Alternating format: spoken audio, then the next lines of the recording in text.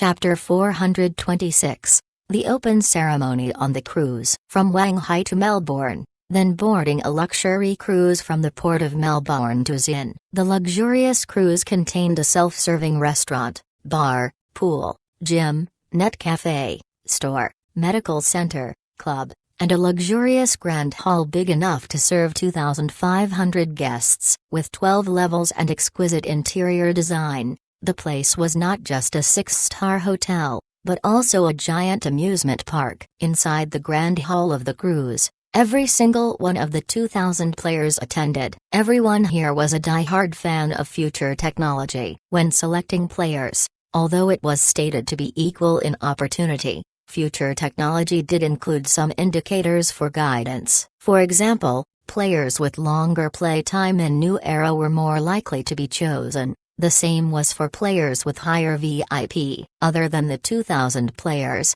the remaining people were staff members on the cruise and the employees of future technology. Because it was not a news conference and only a ceremony for internal testing, Ziyashu rejected the media's request and just arranged 3 future 1.0 news reporters to record the ceremony and conduct some interviews with the players. Full tables of champagne, courteous servers. In the grand hall, the luxurious atmosphere made Wei Wendong gasp for air. Although his income was close to Tier 1 celebrities, people who play games typically stayed at home without spending too much time outside. Before he came, he prepared a rather expensive suit. He felt it didn't match the environment. But when he saw the players around him completely stunned, he quickly got used to the feeling. Compared to the other poor suckers, he was an elite among them. A lot of people wore just a t-shirt in the middle of the grand hall. They were the definition of not understanding the atmosphere. Among the players, he surprisingly saw a lot of familiar faces. For example, a pro player from the Conquerors Guild, and a streamer on the same platform as him. Since only 1,500 spots were open globally, the remaining 500 spots were all gifted by future technology to guilds with influence or to streamers with high influence. Just as he was about to chat with the people he knew, the lights suddenly dimmed. People began to whisper to each other while waiting for the official start of the ceremony. Then, on the previously dimmed podium, a spotlight suddenly appeared. Jong-chen in a suit walked in confident strides from the back of the stage to the podium. The light followed his footsteps and presented him in front of the crowd. Jong-chen came empty-handed to the stage, but behind the podium was a giant 1,050-inch screen, and in the middle of the screen was Future Technology's logo. When Wei Wendong saw him, he widened his eyes. Jong-chen was known as the Bill Gates from the East, the president of Future Technology. Wow, look, it's Jong-chen. A streamer with big boobs gently covered her mouth as she dragged onto the new friend she just met and exclaimed with excitement. So young. A female pro gamer blushed. The president of Future Group is personally here, a player said in shock. The players below the stage all took out their phone in excitement and snapped photos of Jong-chen. To the excitement of the players, Jong-chen smiled along and said in a joking voice, "You can take photos, just remember to turn off flash, or else once the internal testing is over, I won't give you a signature." Because Jong-chen spoke in Han, a lot of international players were confused, but those who understood laughed. The female player with flash on turned off the flash with her face completely red. Seeing the atmosphere was appropriate, Jong-chen signaled everyone to quiet down. It was not the first time he came up without a script. Perhaps he was used to people being in awe. With the 2,000-something people in front of him, he didn't feel any emotional fluctuations. He calmly adjusted the earpiece in his ear and smiled at the players. To all the players attending this ceremony from all over the world, welcome. Just as he finished his sentence, the triangular logo on the screen exploded. The explosion formed into millions of dust particles and turned into words.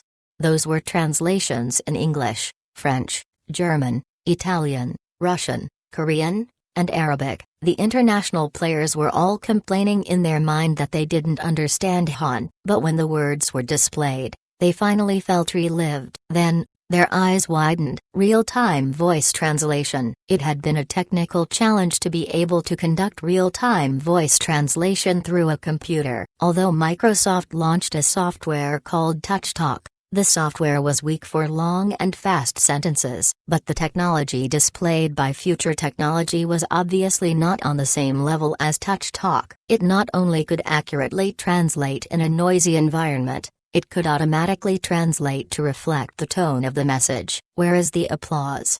Jong-chen smiled. The stunned players were dragged back into reality and all gave Jong-chen a thunderous applause. When they thought about it, they were no longer shocked. Since it was a tech company that created an artificial intelligence like Little White, it would not be too tough for the artificial intelligence to do this. Jong-chen stood on the stage and waited for the applause to stop with a smile. He then continued, "Today, Future Technology will bring everyone an era-defining technology. Let us witness this historical moment together." Jong-chen raised his right hand. Light particles emerged and became concentrated in his opened palm and formed a motorcycle helmet. The people below the stage all had their eyes wide open and shockingly witnessed this moment. Hologram technology. Okay. It was not a fascinating technology, but it was indeed a stunning performance by Future Technology. The helmet hovering in Jong-chen's hand seemed to really be there. Virtual reality. Future Technology has always been striving for innovation, whether in software or hardware. I know all of you shouldn't be unfamiliar with virtual reality games. Even when you are dreaming, you still fantasize about having a pair of wings to take you anywhere, to be able to be part of an exciting adventure on a continent filled with swords and magic. He stared at the faces with expectation and enthusiasm and smiled pleasingly. Now, I am pleased to announce to everyone, this is no longer a fantasy, it is now a reality. Everyone held their breath with excitement and hope emerged from their eyes. Now, let us first see a video, and get to know the virtual reality helmet named Phantom. Jong-chen walked down from the stage and sat on the open seat reserved for him. The translation on the giant screen faded, just like waves on a lake returning to peace. Immediately, a man with a figure similar to Jong-chen appeared in the middle of the screen. He put on the helmet and lied on the bed. The scene flashed. In the blink of an eye, it changed from God's view to Jong-chen's first-person perspective and was observing the inside of the helmet. Activated. The pitch-black internal helmet screen suddenly lit up. Countless particles flashed forward in a three-dimensional manner. Everything had clarity as if it really existed. Iris verification program activated. Registered as a new user. Registering. Genetic code registered. Please set the name. Till this point, the players' emotions were rather stable without anyone being shocked. Right now, Future Technology had yet to demonstrate the difference between this VR equipment and the rest of the VR equipment on the market. But by the next second, everyone was stunned. The light on the screen began to turn dark. It was as if people closed their eyes and fell asleep. Suddenly, the scene cleared up. An epic symphony played. Butterflies flew and stopped on the finger of an elegant elf. She looked towards the world outside of the forest. It was a human state. The sharp blade edge was accompanied by a soul-stirring warhammer chant. Soldiers roaring leaped at the ogre's defense line, but then was shattered by the wolf knight's iron hoofs. In the distant mountain, dragons roared. A dragon knight flew down from the peak. The scorching fire unleashed its fury and tore down the defense of the ogres. Everything seemed so real. What shocked everyone was not the vividness of the pictures, but the feeling of being in the game. Could it be the virtual reality helmet in novels? It is not the garbage VR equipment on the market. You could fly. God, this is too unbelievable. This astonishing technology is born in the hands of a Han company. Nani, isn't this the nerve gear in Sword Arts Online? And Future Technology created it. Jong-chen patiently waited for the players to unleash their astonishment and exhilaration, waiting until the crowd began to die down. Then he raised his hand and signaled the crowd to look at him. The video included how to use the Phantom virtual reality helmet, as well as the complete version of the cinematic trailer. As to the exact content of the game, please wait until you arrive at Banu Islands and use your own eyes to experience the beauty of this virtual reality merg. Now, I announce the official start of the 2-month internal test. Please enjoy your time on the cruise. The food and alcohol are complimentary. This is Future Technology's way of saying thanks to all participants from all over the world. Thank you. As the last syllable finished, an explosive applause abruptly bellowed towards the stage as Jong-chen left the stage. The grand hall was lit up again, and elegant music began to play as people were finally dragged back to reality. So handsome. A girl in a long dress holding her phone said while staring at the podium. The blush on her cheeks could either be from the makeup she used, or the fantasy in her mind. Wei Wendong not far away mocked in his mind. The light is already on, but people are still in their dreams. Chapter 427, Investment Euthanism. Young, rich, single, easygoing, Jong-chen naturally became the center of the ceremony, with a bunch of girls surrounding him. A lot of female streamers with excellent balls chatted with him, which made the male players all envious of the scene. It made sense, since if they could manage to dig a wealthy man like this, it was not working how many years less, it was working how many lives less. But at Jong-chen's level, the typical girls didn't interest him anymore. He nobly accepted the toasts of the beauty, but to the obvious hint, he didn't suggest anything. Because he only knew one foreign language, he didn't chat much with the international players. Instead, he spoke with some of the renowned domestic players. A player called Wei Wendong suggested to him important events such as annual or monthly tournaments. Once the MRP has a competitive element, players' desire to practice skills and the subsequent user stickiness would drastically increase. Jong-chen took the suggestion to heart and indicated he would consider adding it in the public beta. A lot of times, experienced players may know more than the developers about the pros and cons of a game. Even if they haven't started playing it yet, at least they know what they want to play. A British player also asked Jong-chen about the price of the helmet and the pay model of the game. Jong-chen didn't answer it, as he only stated that before the game's official launch, Future Technology would reveal the information during a press conference. After spending half an hour in the Grand Hall, seeing that there were more and more people gathering around him, Jong-chen had no choice but to leave. He felt that if he stayed any longer, it would become a press conference instead. But there was one question he didn't answer. It was whether the game was made with VR equipment such as sensor vest and gloves, or the immersive virtual reality described in anime, novels, and movies.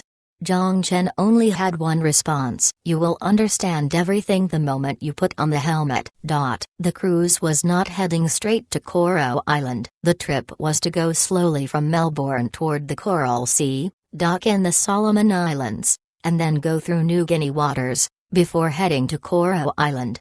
The 3 days cruise trip cost Jong-chen $7 million USD. It was partially to create news to hype up the game's release, partially to provide advertisements for tourism at Coral Island. When he returned to his room, he immediately lied down, stretched out on the bed, and began to burp. Then he loosened the tie around his neck. What does it feel like to be drunk off of champagne? He didn't know whether he was burping because of the alcohol, or because of being too full. His phone rang. He took out the phone. It was Xiaoshu. Hello? You're drunk? A bit. What's up? Jong-chen unbuttoned 2 buttons in the front of his chest as he tried to cool himself down by waving his hand. I want to ask you, how is it going over there? Xiaoshu said in a considerate tone. Absolutely perfect? Jong-chen cockily chuckled. Okay, looks like you're really drunk. Xiaoshu facepalmed. I have something serious to talk about. Are you free right now? Of course. Xiaoshu cleared her throat and began to report. This is what happened. Intercontinental Hotels Group, Hilton International Hotel Group, Jumeirah Street, Regis, Four Seasons and other 5-star hotels operating internationally renowned enterprises have also sent a letter of intent to Future International, hoping to cooperate in this development project. For example, they wanted to cut a slice of the pie in the tourism hotel infrastructure. Jong-chen was more than welcoming because he couldn't make all the money himself. But what confused him was that based on the current situation, Standard and Poor, Moody and Fitch ratings all downgraded Zin's sovereign credit rating, Why was there still so many corporations in favor of investing in Panu Islands?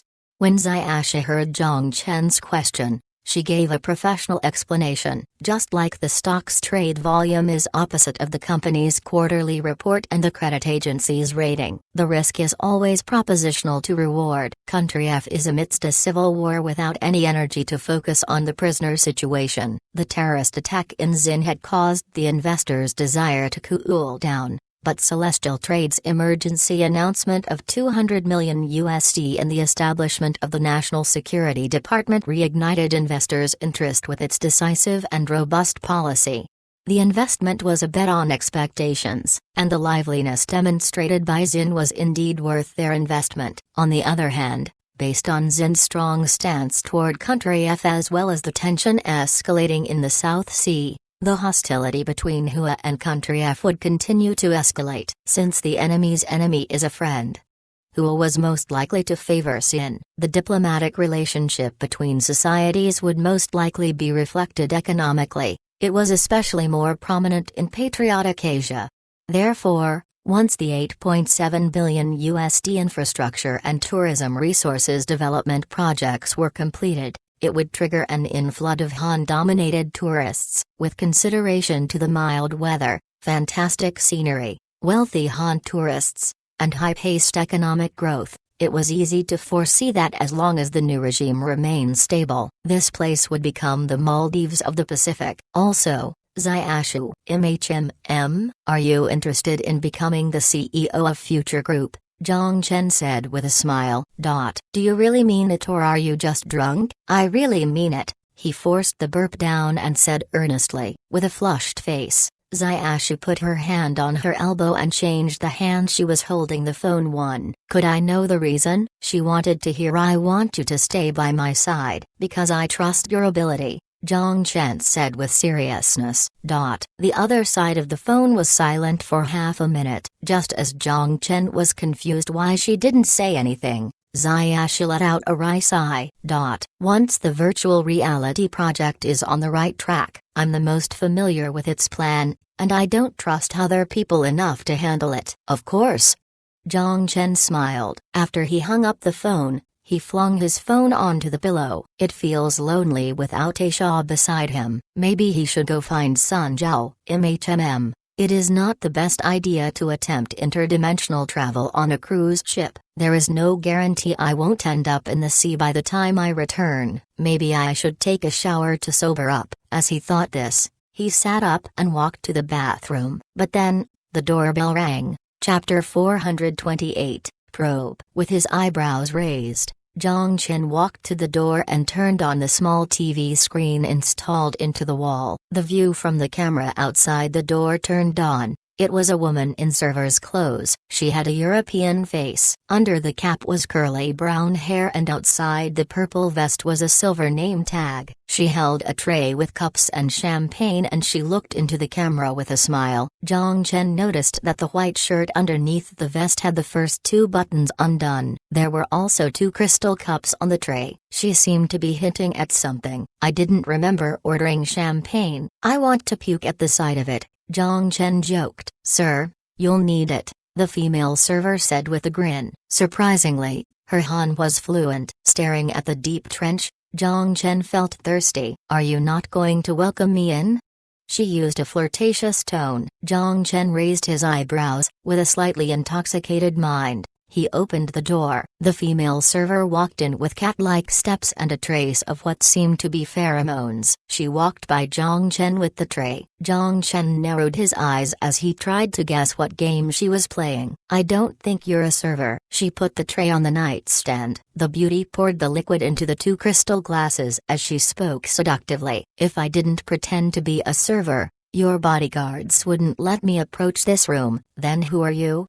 Jong-chen said with doubt as he walked behind her. Your female fan. I don't fouquet my fans. The beauty rolled her eyes at Jong-chen. She turned around and made contact with his chest while elegantly holding onto a glass. She placed her right hand on his shoulder. Are Han men always this uncourteous? Jong-chen gently squeezed her left hand. Then I should courteously ask you to leave? It's not courteous to reject a lady.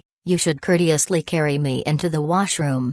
She leaned closer to Jong-chen's ear as she let out a warm breath. With a tingling sensation in his lower body, little Jong-chen raised his head. Sensing Jong-chen's change in demeanor, the tips of the girl's lips raised up. "Who is this girl? I don't even know your name." Jong-chen's eyes flashed as he played with and squeezed her small hand as she spoke into his ear. "Isn't that exciting? You just need to know that I'm one of the 2,000 players you invited." The beauty bit Jong-chen's ear as she whispered, "One of the 2,000 players? I don't remember seeing you at the ceremony."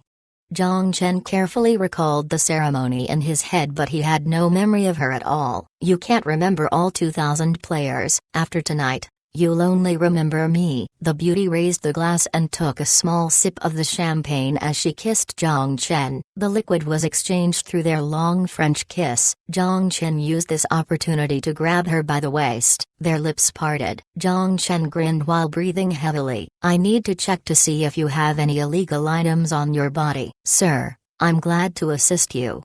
The beauty unbuttoned her shirt. Her purple vest and white shirt dropped to the ground. With a smirk, Jong-chen carried her into the bathroom. The sounds of water dripping on the ground accompanied by what seemed like hand clapping echoed in the room. It was an intense battle. The beauty laid on Jong-chen's body with redness all over her face. She breathed rhythmically while her finger drew circles on his muscular chest. "Are you thirsty?" "A little bit." Jong-chen caught his breath and grinned. "I told you that you were going to need it." The beauty covered his mouth and grabbed the champagne on the nightstand. Jong-chen smiled and reached for it, but she dodged him. "Let me feed you." Jong-chen shrugged and just laid down. The beauty held the liquid in her mouth and approached him. He didn't know if it was his imagination, but the concentration of alcohol in the champagne seemed a bit high. He had sobered up after their exercise, but after a few gulps of the champagne, Jong-chen felt a bit drunk again. "Do you feel sleepy?" "A bit." "What's the color of my underwear?" the beauty teasingly said while lying next to Jong-chen. "Purple." Jong-chen yawned wearily. He still could remember this detail. "Then, what about the golden apple?" the beauty asked with a smile. "Black." "Wait." Jong-chen immediately realized that he needed to maintain his intoxicated appearance. "Of course it's golden." Jong-chen chuckled and slapped her firm butt. The golden apple was, of course, black, but if he revealed its true color, the situation would have taken a drastic turn. Just like he suspected, the girl's identity wasn't simple. KGB? No. Russia and Zin were in a honeymoon phase. Willy society? Possibly. Rothschild family? Possible too, but unlikely, since Carmen just loaned him 30 billion. He wouldn't do something that would naturally strain their relationship. What other organizations? SIB, MI6? Since the KGB knew about the golden apple, there was no reason why the NATO intelligence department that controlled Willy society wouldn't know either. A distinct disappointment flashed across the beauty's eyes, but it was quickly hidden by a smile on her red lips. The technology possessed by future technology was enough evidence to suspect that Jong-chen could have the golden apple and consequently the technology from the future. She slipped drugs with a sleeping effect into the champagne, so if Jong-chen was unsuspecting and under the influence of alcohol, he couldn't possibly lie. But Jong-chen didn't give the right response, and his expression didn't change either. Could it be that the technology he possessed really was the work of his team? The beauty was a bit lost. Just then, she received her superior's command from the earpiece hidden inside her ear, ordering her to end the mission and prepare to retreat. Her superior also believed that the golden apple wasn't in Jong-chen's possession. "Are you a Christian?" Jong-chen asked with a smile. "Fouquet, if my body wasn't injected with a genetic vaccine, I definitely would have said something I shouldn't have." "Perhaps you should relearn your world history." The name Golden Apple came from Greek mythology and signaled the holy and pristine, such as love, the beautiful spy said gently as she caressed Jong-chen's face. "Is that an actual explanation?" "I'm a bit illiterate, don't trick me," Jong-chen mocked her in his mind. "Let me guess, you're an Italian?" Jong-chen used this opportunity to change the topic as he continued to play dumb. "I'm from Poland." She didn't look like she was lying. "Could I know your name?" Jong-chen wrapped his hand around her waist more forcefully while he whispered in her ear seductively. "Of course not," the beautiful spy said while putting her arms around Jong-chen's neck. "But considering how good you are, we can do it one more time before we say goodbye." She didn't want to leave like this. She was still relishing the sensation from the 2 hours of battle they had. But since he was no longer a suspect, the objective behind her seduction no longer existed. Jong-chen pushed her onto the bed with a smirk. Chapter 429, Pretending Not to Know. Jong-chen had 2 choices. 1. Capture her, then use truth-telling serum to obtain some intel from the beautiful spy's mouth and discover her identity. But then the opponent would know that he did, in fact, know about the golden apple. Jong-chen believed that she definitely had some technology hidden somewhere. It didn't take advanced technology to hide a telecom device in her ear canal. 2. Pretend to know nothing and just let her go. Even if he didn't find out her identity, he would no longer be a suspect. Reveal his card and declare war or keep his card hidden. Jong-chen only wavered for 2 seconds before he chose the latter option, because if he chose the former, he couldn't do anything to them without a proper intelligence group, even if he knew the opponent's identity. The battle lasted for 2 more hours as Jong-chen almost made the beautiful spy's bones collapse before he finally spared her from her pleading and agony. After taking a shower, she didn't stay in Jong-chen's room overnight but said goodbye instead. Jong-chen half-heartedly tried to convince her to stay before he saw her to the door. After closing the door, Jong-chen noticed that it was already deep into the night, so he headed to bed. The next morning, Jong-chen pretended to want to see the spy again. He ordered the bodyguards to bring the staff list to him. When he didn't see her name on the list, Jong-chen went to see the captain of the cruise ship and asked about the spy, going by the name on her name tag. Jong-chen couldn't believe she had no accomplices on the ship, so he had to play dumb throughout the whole process. After confirming that a woman of this name wasn't on the ship, Jong-chen ordered the bodyguards and servers to search the cruise ship. Although they didn't find the woman, they managed to find a server uniform folded neatly at the back of the cruise ship. The name tag was exactly the same as the one Jong-chen saw the night before. After the bodyguard brought the clothes to Jong-chen's room, Jong-chen managed to find some tangled underwear along with a neatly written note. "Hello, I already left. Now that you know I'm already gone, are you surprised? Before coming, I poisoned my bodily fluids, so any person who slept with me would be poisoned. I originally planned to use the antidote to force you to come to Poland with me as my hostage. But after carefully thinking it through, it would be too unromantic if I just kept you with me. If you find these clothes, it means you looked hard for me. The antidote is in the underwear. However, if you forgot about me after you slept with me, why don't you go die? So bye-bye, see you, handsome Asian man." The note didn't reveal her identity as a spy, but instead, she made up an excuse to cover her actions. Jong-chen laid on his bed, sighed and muttered to himself, "Don't you know that for someone with immunity above 20, even AIDS would be ineffective?" Jong-chen put on his EP and saw the line. Just like he expected, there was no irregularity in his status. However, he hadn't expected the beautiful spy to poison her pussy. He also hadn't expected her to leave the antidote behind and even create a story to cover her intentions. Was it because of my face, or because of my decay? Jong-chen stroked his chin as he thought to himself narcissistically. The 3-day cruise trip was tranquil. The ship avoided all the dense clouds and the journey was absolutely gorgeous. Wei Wendong spent the day wandering the ship's artificial beach to enjoy the sunshine and the bikinis of all the beauties. At night, he returned to his room and streamed New Era. After some careful deliberation, he decided he would put aside New Era after Godly Land was officially released and he would concentrate all his effort on the virtual reality MRG. He had a feeling that once the mature virtual reality MRG was introduced, it would completely change the gaming landscape. Once people became used to immersive gaming, would they be interested in games on the screen anymore? Maybe. Since mobile games could fill people's spare time, a lot of people were also passionate about these games. But people had limited energy, and Wei Wendong knew how much energy it consumed to play two MRPGs at the same time. With virtual reality games becoming more common, people's selection of mobile games would shift toward fast-paced, simple, and casual games. Not to mention other mobile game MRPGs, but even the new Airy game by Future Technology would most likely be impacted by Godly Land. Although Future Technology hadn't admitted that Phantom was immersive virtual reality equipment, Wei Wendong, accustomed to the surprises crafted by Future Technology, believed that they would shock the players around the world once they revealed the truth.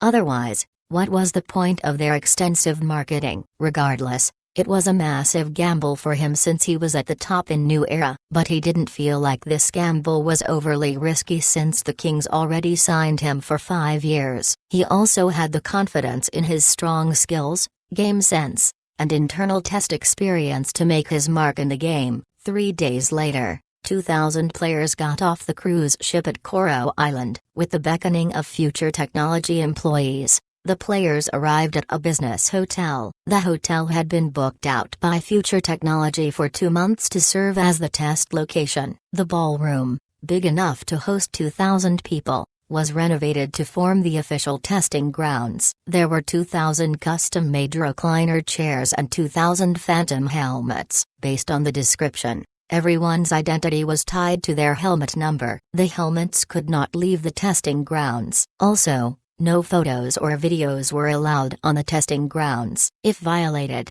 participation would be revoked and the player would be sent off the island at their own expense. The test would run between 8 in the morning to 6 at night. During this time, the players had to play the game for at least 6 hours. The testing grounds would be open on weekends and the players could choose to continue to play the game or wander the island freely. After reading the terms and conditions, Wei Wendong picked up helmet number 0008 which belonged to him. When he discovered there was no sensor vest and gloves, an inexplicable joy erupted in his mind. Indeed, immersive virtual reality. He immediately laid down on the chair that belonged to him and he quickly put on the helmet. He followed the system commands and registered his ID as Shadow King. With an exhilarated heartbeat, he entered the game. His pounding heart was stripped away from his body. When he opened his eyes again, he faced a gray and white cubicle dimension. He stood in the middle of a cube. He was tempted to kneel down and kiss the cold ground. A menu popped out,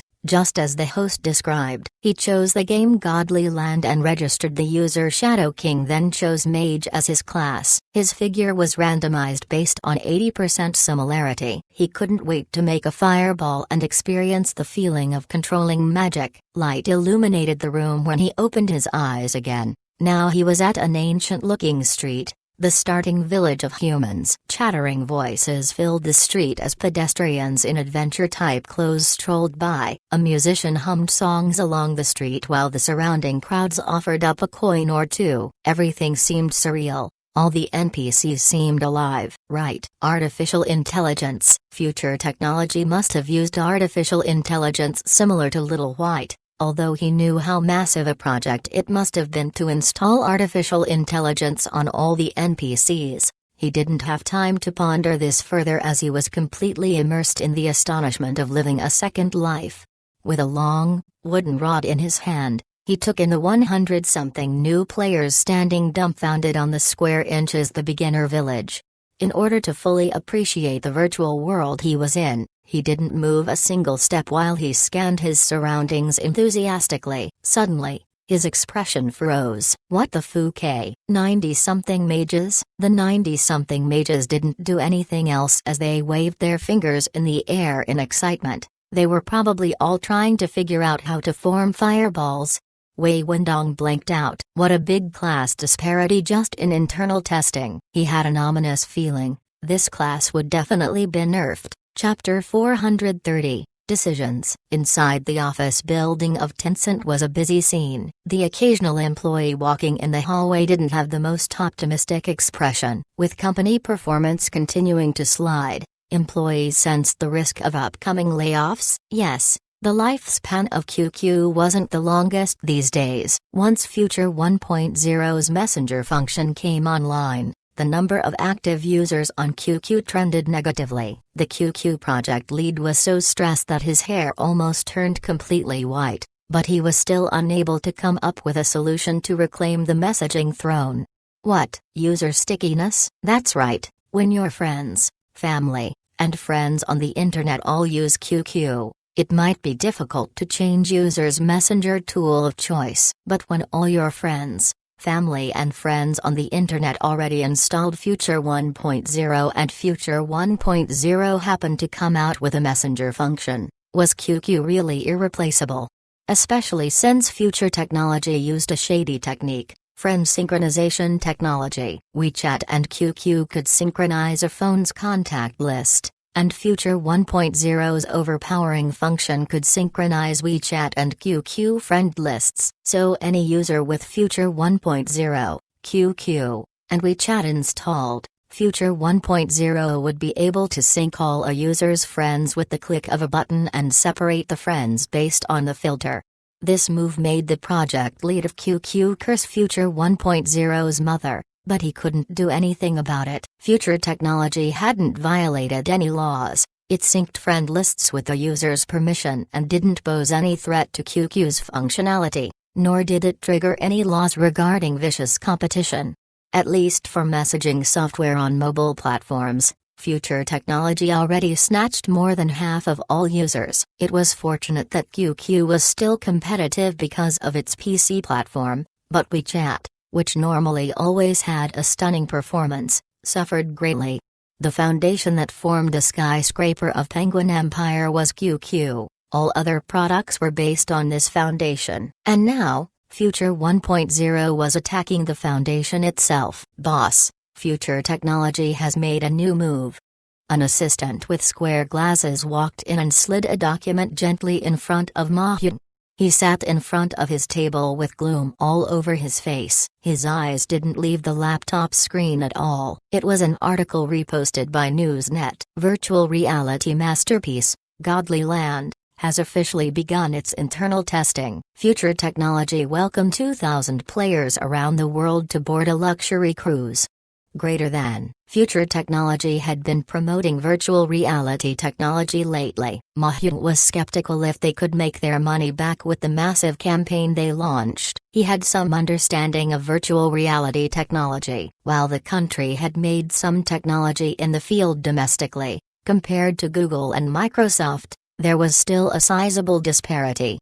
Virtual reality MRP overseas is still in its infancy, yet you wanted to get ahead of the game. What's the point? Once they eat the meat, they will just take the leftovers and fry it, and it will still be delicious. What's the need for innovation? In a $1.3 billion market, copyright is non-existent. Foolish. How foolish. Mutant shook his head. If virtual reality MRP in internal testing was really as magical as they made it sound, it would be an unprecedented shockwave to the traditional MRPs on PC and mobile platforms.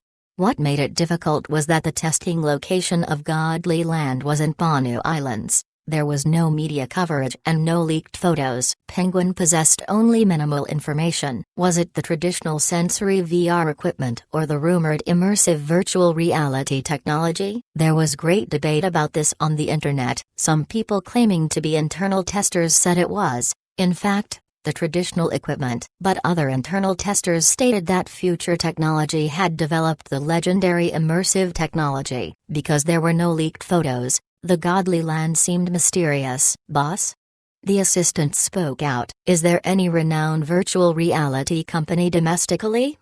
Mutant let out a sigh. Shanghai Lixian Technology Company. They just introduced the Dupun virtual reality equipment, which uses Samsung AMOLED 1080 high-definition screen with 75 Hz rate and 120-degree wide-angle screen. It performs superbly during the CES exhibition. Send people to discuss the acquisition, Mutant ordered. Yes.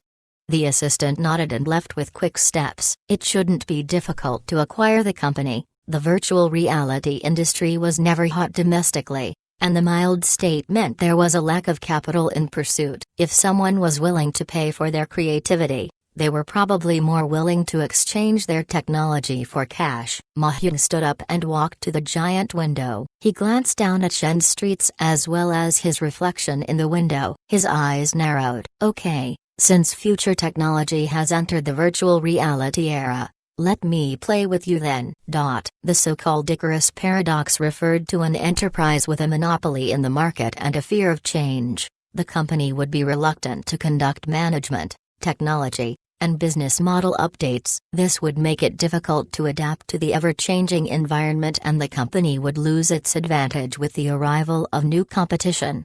What was the Icarus effect? It referred to an enterprise already with a monopoly in the market using all its resources to prevent change from occurring. Examples could be seen by energy giants divesting from new energy resources or hostile takeovers of new energy companies. But because of future technology's unbreakable share structure and excellent operating conditions, it gave the tech giants no vulnerabilities to target. At the Microsoft headquarters in Seattle, the chief executive officer, Satya Nadella, sat in front of his desk while staring at his coffee. He zoned out while listening to his assistant's report. HoloLens sales in July increased by 27%. When he heard this, he recollected his thoughts. HoloLens was virtual reality equipment based on the Windows 10 design by Microsoft. It received a positive market reaction since it was introduced to the market in 2016. But the significant fluctuation in sales was a rare sight. Till the market closed, Nasdaq's virtual reality sector all ended in the green. Due to virtual reality division, our company's stock also rose by 3%. A 3% rise for a megacorporation like Microsoft was substantial. Satya closed his eyes, established a subsidiary to operate the HoloLens project, and immediately released the announcement for HoloLens 2. The assistant's eyes widened and he stared at Satya in disbelief. But HoloLens was just introduced. Could it be? Satya glanced at his assistant without saying a word. He knew what the assistant wanted to say. Establish a shell, make an announcement, create a subsidiary first, then an IPO, and find the next buyer. But virtual reality had a bright future, so why would he do that? The board won't agree. The assistant carefully cautioned him. Don't overthink. I'm preparing just in case. Satya stood up. I'll go explain to the board. I have to also ask Gates' opinion. Then Satya left the office and the shocked assistant, with the document in his hand. The assistant stood still for a long time. He didn't understand. With Microsoft's power, why would they need to prepare just in case? In the office building of 361 Corporation, Godly Land, virtual reality MERP, interesting. Zhu Huangwei scanned the webpage on the screen, feeling intrigued. Boss, you don't seem to be worried? Jong-chen, beside his desk, said with a wry smile. What's there to worry about? Zhu Huangwei glared at him and sank into his chair. Is this something to be worried about? Future's about to update to Future 2.0, yet there's nothing from the team assigned to crack the software. What a bunch of useless tools. Zhu Huangwei felt angry when he thought about it. Although 361 and Future Technology had project partnerships, Zhu Huangwei never stopped the process to crack Future 1.0. But just some time ago, he ultimately gave up on the cracking of Future 1.0 and dissolved the project team. He knew he wasn't the only company that made that choice. Future 1.0 encryption was as hard as a turtle's shell and left him nowhere to take a bite. He remembered that at the beginning of the year, he went to his friend at the Bureau of Patents, wishing to obtain some information from Future Technology's patent. But his old friend helplessly stated that the people from the Bureau of Patents spent countless time to convince Future Technology to submit specific technicalities and the benefits of patents, but Future Technology's CEO was firm. No need. It certainly looked down on the countless programmers who spent their time cracking Future 1.0. But then, Future Technology threw out a smokescreen on virtual reality. Zhu Huangwei couldn't help but a curse. Can't you fucking slow down on releasing the technology? We haven't even cracked the first one and now you throw out another one, with steps so big. Aren't you afraid of pulling your balls, boss? Jong-chen looked at the color changing on the boss's face as he questioned. Zhu Huangwei took a deep breath and snapped back to the present. I want to hear your thoughts. Jong-chen nodded. He was clearly prepared as he immediately began to explain. There are two routes in front of us. One is to purchase virtual reality technology companies and see if we can cut a slice of the pie from the virtual reality hype created by future technology. Two is to give up on this opportunity since there's still plenty of room for growth in the PC and mobile market. If everyone decides to pursue virtual reality, that's the perfect opportunity for us to expand our market share in PC and mobile devices. Zhu Huangwei closed his eyes and thought for a long time. After a while, he sighed. I prefer the second choice. Zhang Jifeng felt relieved too. I also think so too. Future Technology's massive advertisement campaign was meant to hype up the virtual reality market and see if they could stretch their balls. But if 361 followed the same massive steps, they would definitely stretch their balls. It was better to play it safe. Even if virtual reality was as magical as it was advertised to be, it could not replace the phone. Compared to the bat giants, Baidu, Alibaba, Tencent, 361 had quite a discrepancy in terms of resources. Even if Zhu Huangwei wanted to compete with them, their chance of winning was not high. Cash was one thing, technology was another. And 361 had no advantage in either. What they should do now was to not follow blindly but instead, use this opportunity and consolidate the mobile market while all the capital flooded to virtual reality. 361 search was already shaking the market penetration of Baidu search. If they spent more effort on it and let the big thugs battle with future technology, they would definitely win on this battlefield. Due to Lin Technology's incident, 361 and Future Technology were still in a honeymoon phase. Zhu Huangwei let out a sigh. To be honest, he wasn't willing to make this choice, but he had no other options. What he didn't know was, just after a few months, he would feel glad about the decision he made. Chapter 431, The Mutants Flood. Ziyasha gave Jong-chen an update of the industry. For example, Tencent acquired 51% of Wanghai Lixiang shares at a premium from the hands of Xunlai and Keying Web for $60 million to become the majority shareholder. They also indicated on the day when the deal closed that QQ would officially enter the virtual reality field. Then they displayed a mysterious-looking CG animation, indicating that virtual reality market development was in progress. Baidu instead went international and established a strategic partnership with Sony, which signaled their battle horn to the virtual reality market.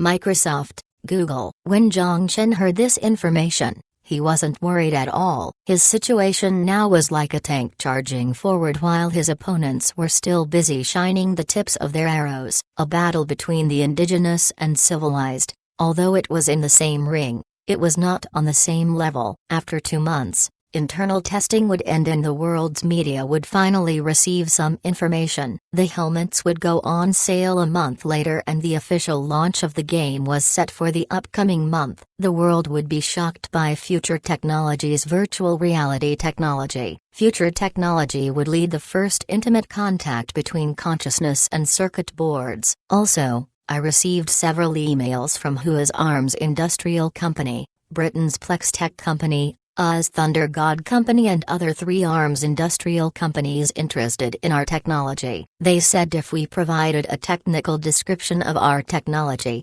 they were willing to cooperate with us in the military training field. Ziyasha continued her report.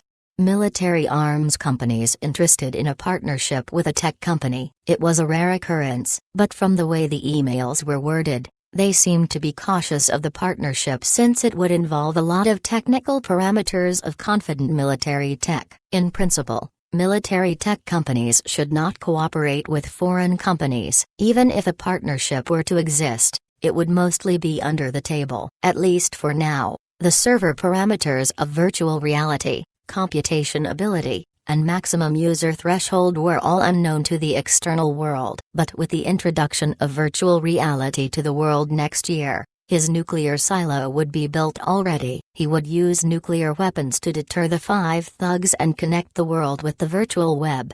When the world could no longer leave the second world built by future technology, no one would be foolish enough to go against future technology.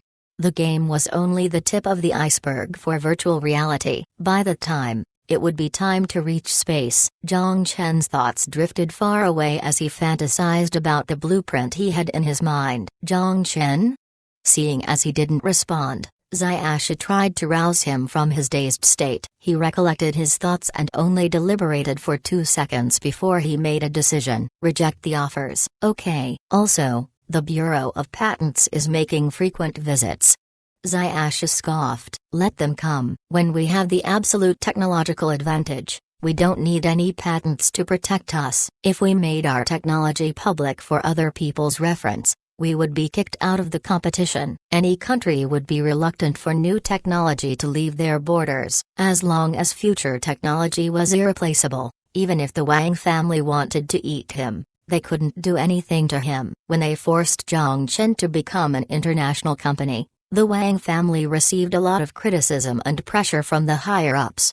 At the same time, he wouldn't register for any patents in any country because it was unnecessary for him. He didn't plan to permit other people to use his technology. To crack his future 1.0, people needed a textbook on D++ first. After he hung up the phone, Jong-chen stretched sluggishly and sat up on the sofa. He finally had the time for leisure activities lately, but with his mansion completely empty, it did feel boring. He occasionally visited his family, accompanied his father on fishing trips, and chatted with his mother. Being with his family was always a great and relaxing time. He just missed Aisha and wondered about her training progress on the island. He didn't need to focus on the virtual reality internal testing anymore. Barkery sent out 20 security personnel and 30 employees to oversee the internal testing process. All the game data would be sent to the fourth-dimensional messenger chip Lin created on her computer before she sent the information off to the game development department at Fishbone Base.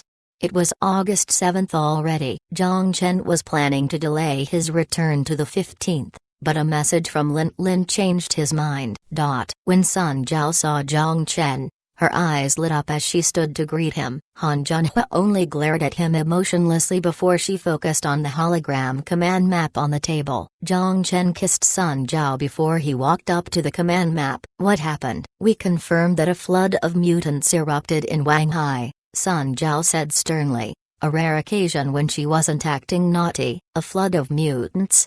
Jong-chen was puzzled. Based on the information from the drones, the activity level of zombies in the city center greatly increased, and the packed zombies in the city center began to disperse towards the rural areas. At the same time, all mutants in the Wanghai area entered into a frenzied state. Even the mutant cockroaches without much hostility turned aggressive, Han Junhua explained with her arms crossed, her eyes never leaving the map. Cockroaches were scavengers. The mutations didn't change their food habits. Typically, cockroaches were considered safe. They wouldn't attack you unless you provoked them. The same went for flies and rats. They were often not aggressive. But when the mutant flood erupted, the mild mutants entered a frenzied state too. There were only 2 solutions to solve the mutant flood. One was to migrate. The other was to kill. Only when the zombie and mutant concentration decreased to a certain level would their expansion to secure land stop. The mutant flood was a battle between mutants and humans for survival space. That's right.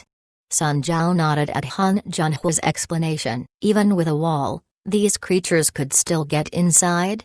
Jong-chen asked in shock. Hypothetically, if thousands of zombies all leaped at the wall at the same time, the zombies in the front would fall, and the zombies at the back would stomp on top of the fallen zombies. In a massive zombie flood, a wall is not reliable. Also, not only are the zombies a threat, but the mutants will be a great danger. The mutants that previously only lived in wet, high radiation areas will enter the rural areas, Han Junhua said sternly. For example, mutant mosquitoes. Their high-flying speed along with their slim bodies means they are hard to target. A total of 7 soldiers died at the hands of mutant mosquitoes already, along with 13 injured at Camp 27.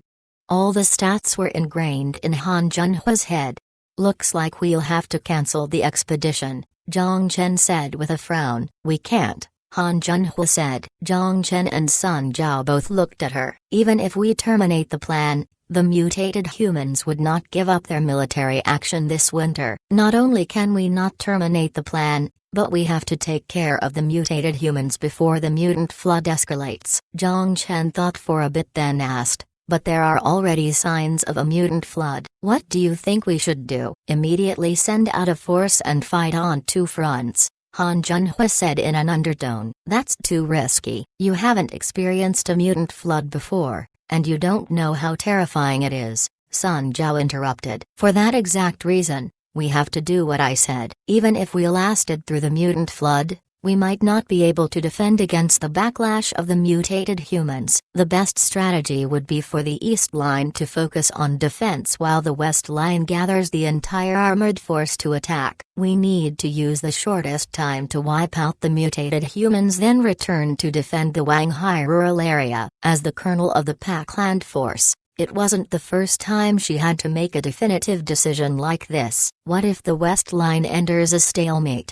Jong-chen asked sternly. Then prepare to give up the East Line and retreat from Wanghai. Give up Wanghai? How is that possible? Han Junhui seemed to have read the hesitation on Jong-chen's face as she continued. A leader should consider the consequences of failure but should not be fearful towards the consequences of the failure. Jong-chen closed his eyes. After a long silence, he abruptly said, if we choose to fight on both lines, how will the force be distributed? Gather the power armor to equip the 1st Division with the support of the Hunter Division to launch a lightning attack to Gia City and 7th Area. The 3rd Division will remain stationed in the 6th Street with local mercenaries hired to reinforce the defense. The 2nd Division stationed at Camp 27 will partially retreat to the Fishbone base and the defensive line will completely shrink to the outskirts of the rural areas. Han Junhui pointed on the hologram map and quickly completed the force deployment plan.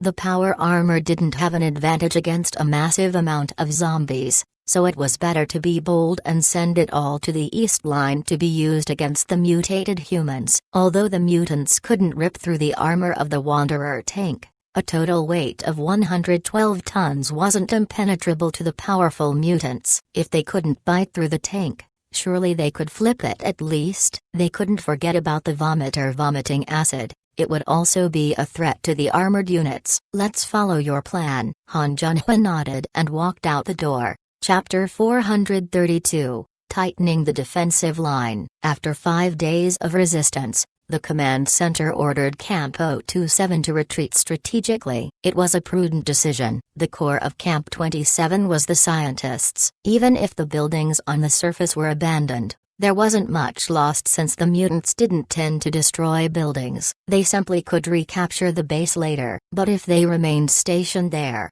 once the mutant flood escalated, the supply line between Camp 27 and Fishbone would be cut off. Without an ammo supply, Camp 27, which was closer to the city center, would be the first to collide with the mutants. Even with the protection of the wall, it wasn't the most reliable during a mutant flood. The zombies packed together could create a zombie ladder. The throwers' infant zombies could pass over the wall, and the Roshan, which had a bad habit of throwing things, could even push down the wall. The most horrifying thing was the mutant mosquitoes. They were the knights soaring in the sky, their mouths as sharp as spears. One charge could quickly take a person's life away. To deal with the annoying creatures, the fallout shelter designed a simplified flamethrower. Soldiers in power armor could wield one and fire at these mosquitoes on the front line, which had surprisingly effective results. But regarding the intensifying mutant flood, the situation was less and less optimistic. The mutant flood was going on its 5th day and the soldiers stationed at the camp already lost 15 people. If they continued to be stationed here, it was difficult to determine the outcome of the situation. With Wang Zhou's organization, Zulu led the non-combat personnel and some security forces down into the fallout shelter with the doors shut tight. They would return to the surface once the situation stabilized. The fuel rods and supplies stored in the fallout shelter were more than enough to sustain them for 2 years of consumption, and the mutant flood would only last a few months.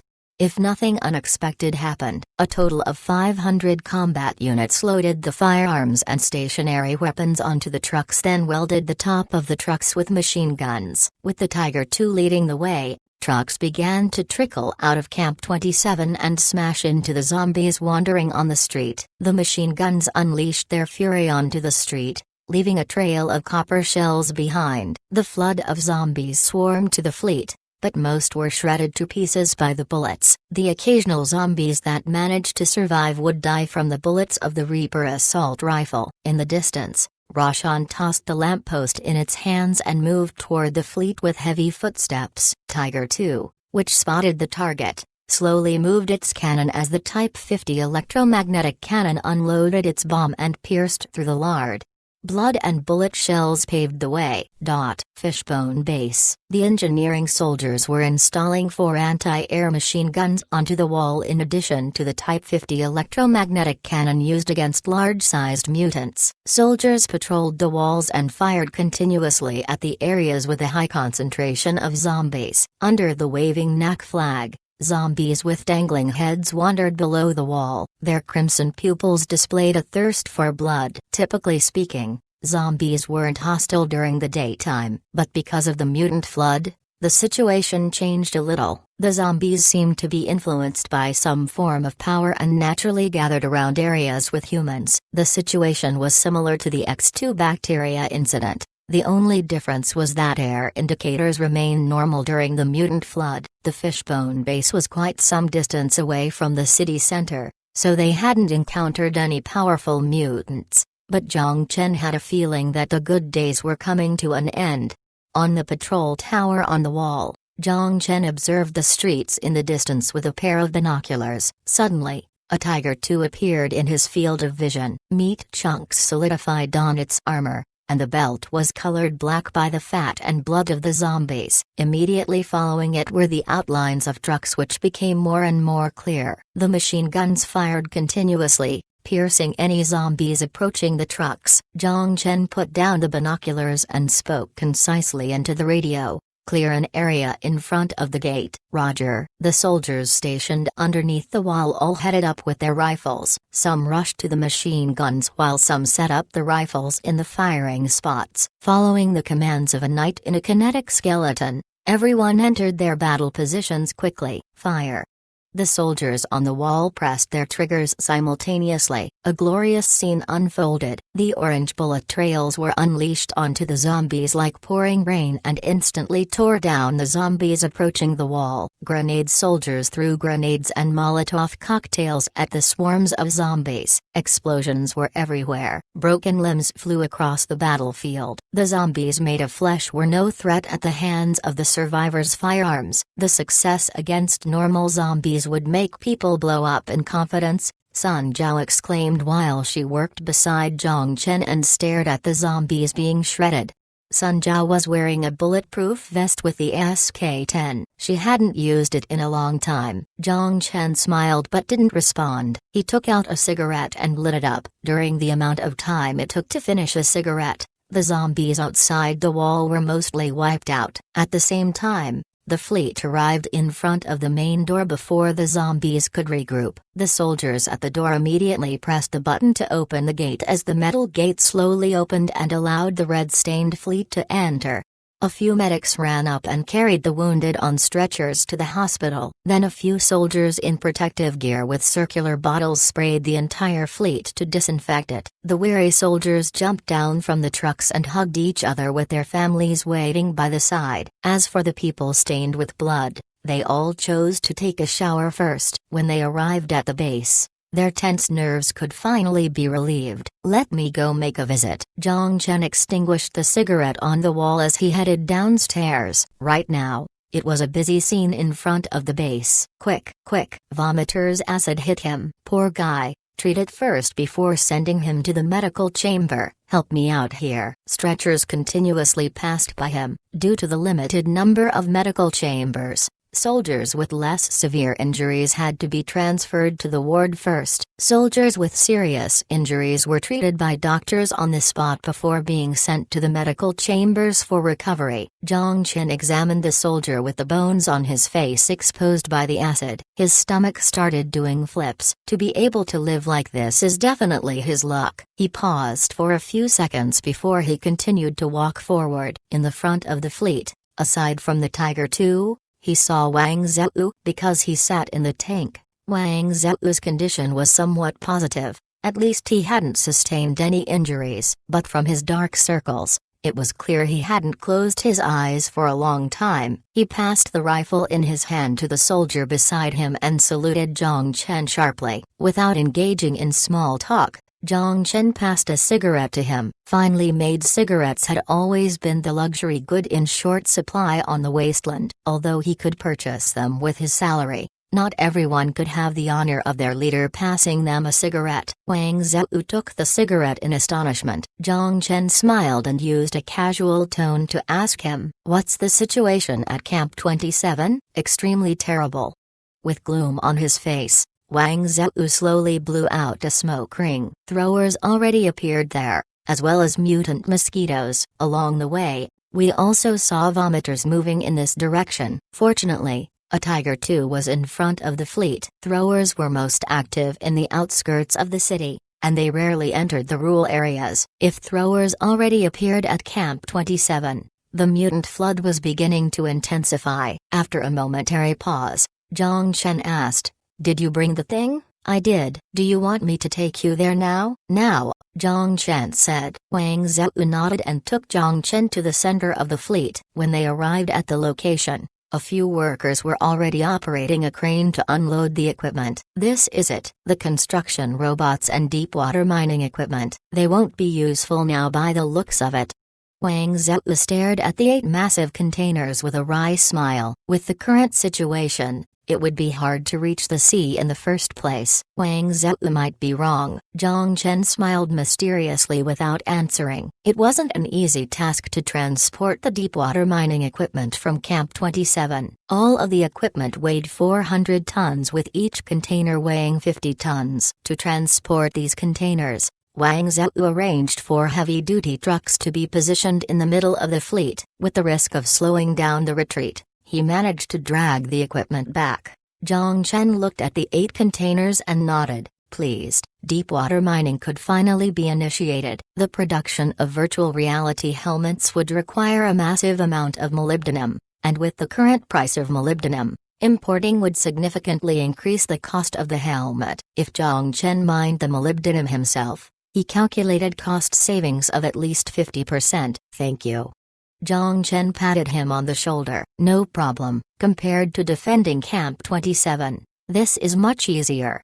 Wang Zhou smiled. "Go rest for a bit. Remember to come to my office for a meeting in 2 hours. "Yes." Wang Zhou saluted and headed to the living area. After a long journey, he was indeed tired. He just wanted to take a shower and take a nap before the meeting. After Wang Zhou left, Jong-chen looked at the soldiers by the side and ordered them to transport the containers to the backyard of the mansion. Then he headed to the community center. Chapter 433, A Risky Choice. The 6th Street. The recent expansions caused the defense line of the 6th Street to be extremely stretched out. The military government utilized almost all the construction companies and reinforced the walls surrounding the 6th Street, and machine guns and cannons were also installed.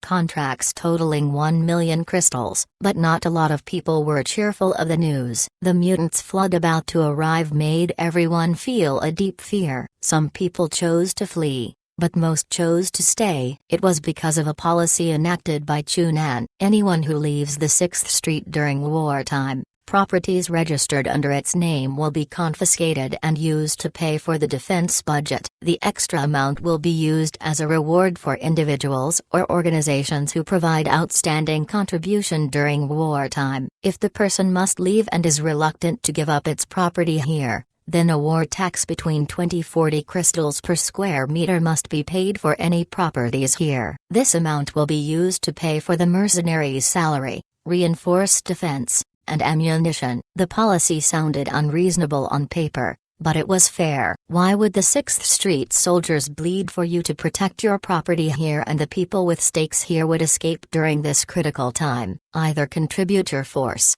or provide money, or the NAC government would recognize you as surrendering your property by default. Although a lot of soldiers attempted to use the council to protest, they clearly didn't understand the situation. Out of the 10 council members, 5 were injected with the honorary chip. The policy was enacted without any opposition and gained the support from the majority of civilians. The civilians finally managed to own their home in the 6th Street, who would want to return to the homeless life. As to the people that escaped with the slightest obstacle and wanted people who stayed behind to protect their property, they didn't gain any sympathy. Therefore, other than the merchants based elsewhere, no one chose to leave at this time. What's the purpose of tying down the irrelevant people in the base? There were a lot of purposes. The 6th Street military station comprised mostly by 3 forces, the first being the NAC's 3rd Division, the second would be the mercenaries, hunters, and some equipped scavengers, the third being the private force of the merchants. Although after the nuclear non-proliferation at the 6th Street was enacted, all of their nuclear material was confiscated. Though the 6th Street never limited their arms. As to do business on the wasteland, a weak force meant that the merchant would be sheep to the bad wolves out there. Even if they managed to escape the claws of the mutants, they could not avoid the robbery by their same kind. Most of the merchants stayed, meaning they would retain their private force here. The merchants were usually much richer than the mercenaries, demonstrated by the quality of their equipment. Although the merchants didn't have the restricted Type 50 electromagnetic pulse cannon, they still possessed a few armored vehicles. The civilians joined the force. The merchants in pain send their private force to the front line. Once the mutants' flood erupts, the gate to the city would be closed shut. Since they chose to stay, then the option of leaving was no longer there. There was no purpose of hiding any force now, as it was better to send them to the front line for some commission. The military factor was operating at full capacity as it produced the iron and aluminum transported from the Fishbone base into firearms. At this time,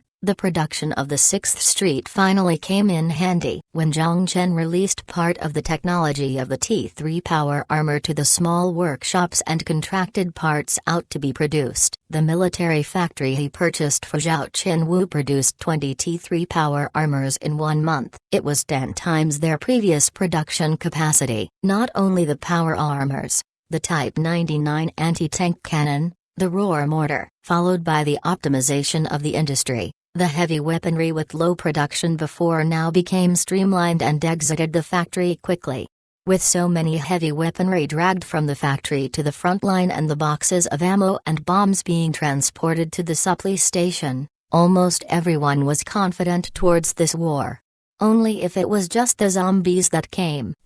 Currently, 300 meters to the north gate of the 6th Street, the soldiers from the 1st Division built a simplified defense line with a moving barrier and sandbags. They shot the zombies approaching with machine guns. The wall behind them was being reinforced, and their mission was to defend here until the reinforcement is complete. Constant screams came from behind them. It was the sound of the mortars launching electromagnetic shells. 3 shells raised into the air and then smashed into the zombies. The scattered shrapnel instantly shredded the zombies nearby as their intestines and meat chunks rolled all over the ground. Then, from the dust of the explosion, a massive creature appeared. It swung a billboard in its hand while marching toward the defense line in giant strides. Roshan located. A soldier at the machine gun continued to fire while screaming into his mic, "Roger." A calm response followed by the explosive sound of the bomb unloading. The bomb dragged an orange trail of flame and blew the skull of the Roshan into pieces. "Nice shot," the soldier roared out while he reloaded the machine gun. Seeing the attack slowed down, the scavenger waiting on the side rushed to the body of Roshan with a knife to retrieve the crystals at the back of its neck. When they obtained the crystals, they could retain 40% as their commission. On top of the patrol tower, Zhao Gang observed everything with his binoculars. Different from the optimistic feeling of the crowd, as the leader of the 3rd Corps, the expression on his face didn't suggest optimism at all. After days of continuous recruitment, the Third Corps already expanded to 4,000 people. However, even including the First and Second Corps, it still didn't manage to bring him optimism at all. As a previous survivor of King Pu, he had witnessed the horrifying Mutants' flood. The Mutants' flood back then even broke the line of defense established by the World Alliance Organization soldiers, which made the organization surrender to Shanghai, and the survivors at the 6th Street used a significant amount of pack weapons left by the organization and barely managed to defend the base. But after the next civil war, the only equipment left was the Wanderer tank. Right now, the tank was sent to the 1st Corps. The 6th Street could only depend on self-produced heavy weaponry. Report, Director Chu Nant send me to notify you to attend the meeting. I see. Zhao Gang nodded. The soldier saluted and stood aside. He took a last look at the front line before he stuffed the binoculars into his pocket and left. In the hologram conference room, Zhao Gang nodded to Chu Nan and sat in his spot. The conference started. General Jong-chen, Advisor Han Junhua, the 3 Corps leaders, the 6th Street Executive Chu Nan, Logistics Lead Wang Qin, Administration Lead Lu Huasheng, and all the NAC executives were present.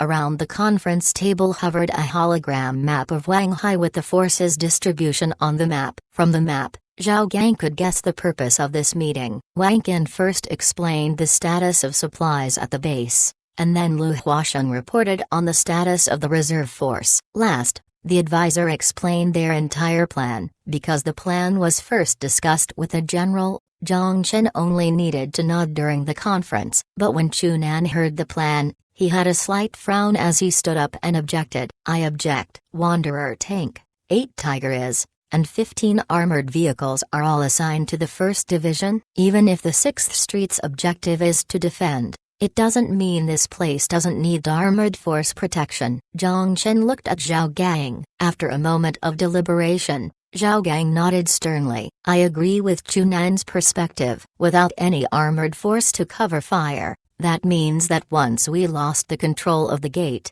we no longer possess the ability to recapture the gate. We could only completely abandon the lost defense line. To be safe, we need at least 4 Tigers stationed here. Just don't lose control.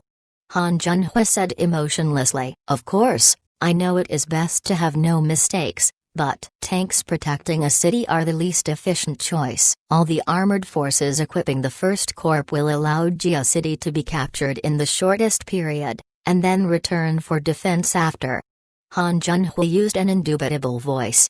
A risky decision. If there were any mishaps in the 6th Street defense line, if the 1st Corps battle with the mutated humans entered a stalemate, the 1st Corps leader Cheng Weigo didn't say anything. He only looked at Zhao Gang apologetically. Zhao Gang also didn't speak as he looked at his colleague to signal his understanding. Chu Nan took a deep breath and stared at Han Junhua before he slowly sat down. I hope your decision is correct. It has to do with the lives of 80,000 people. Han Junhua nodded. After the end of the conference, the hologram faded. Wang Qin, Lu Huasheng, and Wang Zhou left. When there were only 2 people in the conference room, Jong-chen let out a sigh. You have to learn the art of rejection. There is only execution to an order. The art of rejection doesn't exist. I'm only concerned about the relationship between my subordinates, Jong-chen said dryly. But Han Junhua didn't seem to mind as she said emotionlessly, it's okay, let me be the bad guy. Are you an M? With the expressionless face in front of him, Jong-chen had to ask out of curiosity. What is an M? Han Junhua raised her eyebrows. I'm only making the best choice. Especially as you have told me, once everything ends, I will be heading into the future. What if we can solve your problem without going to the future?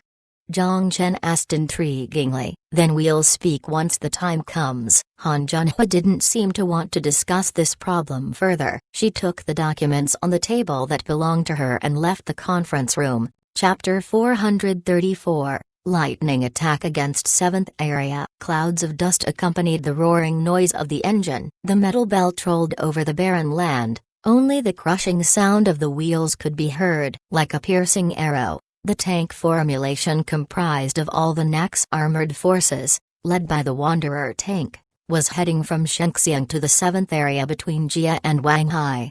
It was the mutated humans' production facility. Once the place was captured, the mutated humans would lose all of their ammunition supplies. Once they freed the slaves prisoned in the 7th area, the 1st Corps would continue to head west and crush the mutated humans stationed in Gia. The Wanderer tank led the way, 8 Tigers, 15 armored vehicles, 30 supply trucks, 2,300 soldiers, and 2 helicopters. It was half of NAC's net worth. Right now, in the armored vehicle modified into a command center, Cheng Weigo and Ma Jong-chen sat across from each other. In front of them was a hologram map with a red marker on the map indicating the mutated humans' zone of control. The arrow formation created by blue dots were soldiers from the 1st and Hunter Corporation. Based on the reconnaissance soldiers' observation, the mutated humans stationed 9,000 soldiers in Gia with 80 anti-tank cannons, 60 anti-air machine guns, and 220 machine guns, Ma Jong-chen reported to Cheng Weigo. A tough opponent, Cheng Weigo cursed. Because the mutated humans managed to capture Gia City, their number increased substantially. They could foresee that it will be a fierce battle. Suddenly, there was a loud explosion from the front. A shell landed beside a Tiger II in high gear mode. The shrapnel created screeching sounds on the Type A steel armor, but it didn't manage to do any damage. Then a few more rounds landed but didn't manage to hit its target. Enemy anti-tank units spotted. Initiate combat. Cheng Weigo clicked on his earpiece and ordered, "Roger." The supply truck that carried the soldiers all slowed down to allow the soldiers in the back to jump down and charge toward the 7th area in a scattered formation. The soldiers that sat outside of the armored vehicles also got off as they spread out to advance towards the mutated humans' zone of control. An armor-piercing round smashed right onto the front armor of the Wanderer's tank and was deflected without a doubt. The electromagnetic reaction armor that used Meissner effect would render most of the kinetic weapon with metal shells useless. And even if there was no electromagnetic reaction armor, 140mm Type A steel armor was not something typical shells could penetrate. The Type 52 main particle cannon emitted an eerie blue light before it exploded like fireworks once it hit the target. Then it instantly vaporized the anti-tank cannon hidden behind the defense line. The secondary 2 kilograms rapid electromagnetic cannon continued to emit electric arcs as the shells 8 times the speed of sound easily shredded the building into pieces. The mutated humans hiding in the building couldn't even scream before they were crushed by the building. It was a moving fortress. Compared to the Wanderer tank's outstanding performance, the locally produced Tiger II had lackluster performance. However, with the mutated humans without any armored force, it was more than enough to take care of the enemies with its thick front armor and powerful electromagnetic cannon. The Type 50 constantly unleashed 5 kilograms bombs on the mutated humans' position and instantly destroyed their first line of defense. Once the line was broken, the armored vehicles, in front, instantly accelerated and dashed out from the force, into the 7th area industrial zone. The machine guns installed on the tops of the tanks spat out its fury as the high-caliber bullets reaped the life of the mutated humans hidden behind the walls. The armored vehicles also occasionally threw out heat trap grenades and electromagnetic trap grenades. The guided rockets being misguided by the trap grenade immediately lost its target and redirected to the location of the heat trap grenade. The non-guided rockets were unable to hit the armored vehicles due to their high speed. Rockets flew aimlessly inside the industrial zone and didn't manage to hit a single armored vehicle. Instead, they wounded a lot of mutated humans. The armored vehicles rushed into the industrial zone and in the shortest time, cleared the hidden anti-tank and anti-air weapons. Then, they paved the way for the tank formation. At the same time, the Hunter Division in power armors and kinetic skeletons broke the first line of defense and began to clear the mutated soldiers that hid among the shambles with the help of the infantry. Only 2 armored vehicles were damaged, one because of the anti-tank mine, the other one was unfortunately hit on the side by a non-guided missile. However, compared to the success they were able to achieve, the sacrifice was indeed worth it. They destroyed or confiscated 17 anti-tank armors, 31 anti-air machine guns, and killed more than 2,000 mutated humans. The remaining enemy all retreated to the second line of defense. The first line of defense captured. The captain in the front lines reported the status to the command center. Seeing the blue and red dots tangled together on the hologram map, Cheng Weigo looked at Ma Zongchen. Deploy the drones. Okay. Ma Zongchen took out the tablet and pressed a few buttons. The second line of defense was built around the complex building layout in the industrial zone where even the armored vehicles could not rapidly advance through. The mutated humans defending the streets were all equipped with a significant amount of non-guided missiles as well as sticky explosives. Although those could not damage the Wanderer, they posed a substantial threat to the Tiger IS and the armored vehicles. The Tiger II's side armor and back were all its weaknesses. An anti-tank rocket in close range would more than likely stall the tank. Therefore, the task to protect the infantry force advancing would fall to the drones. After receiving the order, the two helicopters hovered in the far air immediately moved toward the already broken first line of defense. Then it parachuted two containers to the ground. Blue flames sparked out. The descending device fired to reduce its velocity. The 5-meter-long container smashed onto the second line of defense. The first container landed on the street while the other one landed on the top of the building. The memory metal on the container instantly deployed with the intense force of the landing. It exploded the nest-like structure and released the drones inside.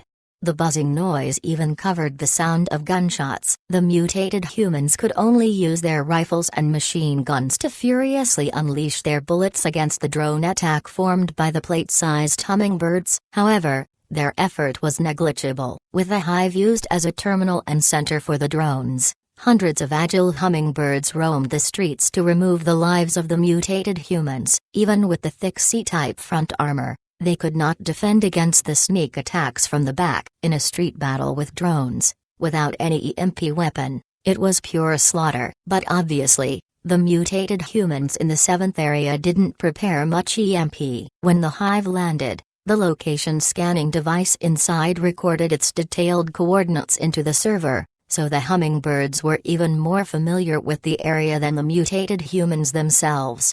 At the same time, 20 T3 power armors followed into the second line of defense. With the support of the light infantry, an intense battle along the streets broke out.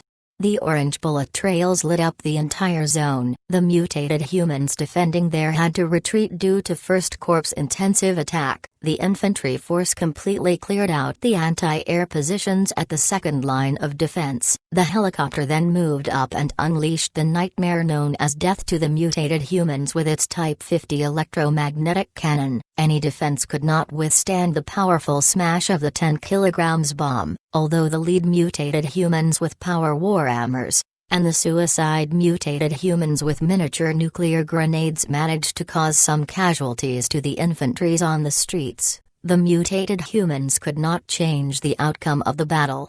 The second line of defense was broken. The tank continued to push forward. The soldiers that confiscated the anti-tank cannons turned the cannon around to the mutated humans' third line of defense. The last line of defense, the electronics factory at the 7th area, a high-tech factory with a size of 1,500 acres stood distinctively in the 7th area industrial zone. Because of its distinctiveness, the mutated humans chose the place as its base. The outskirt was built with high walls, and the plant inside was reinforced into a fortress. In front of mutants and most survivors, the fortress was unbreakable, but that was not the case in front of the NAC. The castle in the mutated humans' eyes will become their own grave. After capturing the second line of defense, the 1st Division unleashed a total of 1,000 shells into the factory, which turned the walls around the factory and its primary structure into shambles. After the rain of destruction, the armored vehicles equipped with drone terminals moved along with the power armors and the soldiers followed right behind them. They engaged in heavy fire with the mutated humans inside the factory. A gruesome battle. To both sides, there was no concept of surrendering. Humans and mutated humans were not the same species. With 6 hours of a full-scale battle coming to an end, The First Corps soldiers finally killed the last mutated human. They put up the NAC flag on the roof of the half-destroyed plant and signaled their victory in the 7th area. Chapter 435, Peacekeeper. Only 9,000-something hostages were being rescued. When the NAC soldiers saved the pitiful people from the ruins and shambles, they were so emotional that they began to burst out in tears. Rescuing the defenders was only a side mission they did, but not the obligation of the 1st Division. So during the reign of destruction, Cheng Wei-go was not concerned about them at all. It was reasonable because Cheng Wei-go would never risk the soldiers' lives for strangers. It was a great deed to be able to save them in the first place. After they captured the 7th area, Cheng Wei-go ordered the soldiers to fortify while the supplying trucks returned to Shenxian for ammo. Each squadron reported their casualty numbers. They confiscated the weapons and ammo recorded on the books. The useful ones were brought along. The not useful ones were placed together as junk with the recovered Type C, B, and A steels while these supplies waited for the trucks to be dragged to Shenxian colony. As to the prisoners rescued, Cheng Wei-go ordered the soldiers to settle them into the temporarily constructed camps and provided them nutrient supply. He also recruited soldiers and engineers willing to join the force. A lot of them were soldiers from the Gia City defenders. They only needed a rifle without any training to become a capable soldier. When they heard that Cheng Wei-go planned to attack Gia to seek revenge from the mutated humans and free their home, they joined under the banner of NAC without any hesitation. The First Corps obtained arsenals of weapons from the mutated humans. Cheng Wei-go then scattered a part of the 1,400 soldiers among each of the infantry battalions while the other part formed their own infantry battalion. They also brought the 1,000 engineering soldiers along which could help with repairs and help build the defense fortifications. After regrouping, the First Corps force instantly expanded to more than 4,000 people. The next morning, the regrouped First Corps continued to head to Gia City. As to the remaining prisoners rescued, after Cheng Wei-go sought Jong-chen's opinion, he temporarily settled them in the 7th area and promised that once he captured the city, he would come back for them. The actual battlefield was in Gia, and the mutated humans stationed in the 7th area were only an appetizer. 5 power armors, 31 kinetic skeletons, destroyed. 110 fatalities, 132 seriously wounded. 210,000 rounds of ammo and 2,200 shells consumed. Inside the office, Han Junhua reported the battle stats of the 1st Division to Jong-chen. The proverb of as soon as the first shot is fired, million would be spent was indeed true. The first battle cost over 350,000 crystals. Even Jong-chen, who made millions in the food business, exclaimed at the amount of money a war burned through. Of course, he didn't need to pocket the bill, but rather the war fund from the 6th Street paid for it. What's the situation at the 6th Street? Jong-chen stared at the hologram map and asked. The wall reinforcements are almost complete. At the same time, throwers' activity is observed outside of the 6th Street, Han Junhua said. With throwers arriving at the 6th Street, it meant the zombies and mutants on the outskirt of the city center had spread to the rural areas already. Lightning before the thunderstorm? Jong-chen stared at the red dot on the hologram map before he fell into silence. At the same time, the only thing he could do as a general was to sit in the office and wait for the news from the front line. Followed by the expansion of the NAC, the number of things he needed to personally do decreased substantially. All the casualties and results were only presented to him as numbers. He heard someone knock. Come in. Jong-chen looked at the door. The door was pushed open, and the director of the Aerospace Technology Research Institute walked in. He had a delighted expression on his face which was unseen on everybody else in the base. The thing you needed is now prepared. Jong-chen then looked at the clock on the wall and got up. Could you take me to have a look? Okay. Zhang-Lin nodded and headed for the door. Jong-chen looked at Han Junhua. I'll have to leave this place to you. Her response was always concise. Jong-chen arrived at the Aerospace Technology Research Institute's launching field along with Zhong-lin. A few workers were surrounding 4 stories high rockets while busy working on them. The meters-high mechanical arm was connected by wires to the tablet as a technician was busy tapping on the screen while controlling the mechanical arm to extend the welding gun to weld the steel boards together. Other than the useless tools being sent for land reclamation, all the scientists in Fallout Shelter Number 27, excluding the people from the Research Institute, entered into the Fallout Shelter. When Jong-chen ordered Zhong-lin to start the Aerospace Technology Institute, these scientists moved to the Fishbone base with their families. They were first unwilling, but did Jong-chen really care about their unwillingness? The benefit was great, excluding the possibility of returning to the Fallout Shelter. Seeing the objection failed, they had to honestly contribute their knowledge and design rockets for Jong-chen. Dolphin 10 intercontinental ballistic missile, developed in the late 21st century and used till now, it was the most deployed missile type in PAC territory. Staring at the rocket, Zhong-lin certainly looked proud.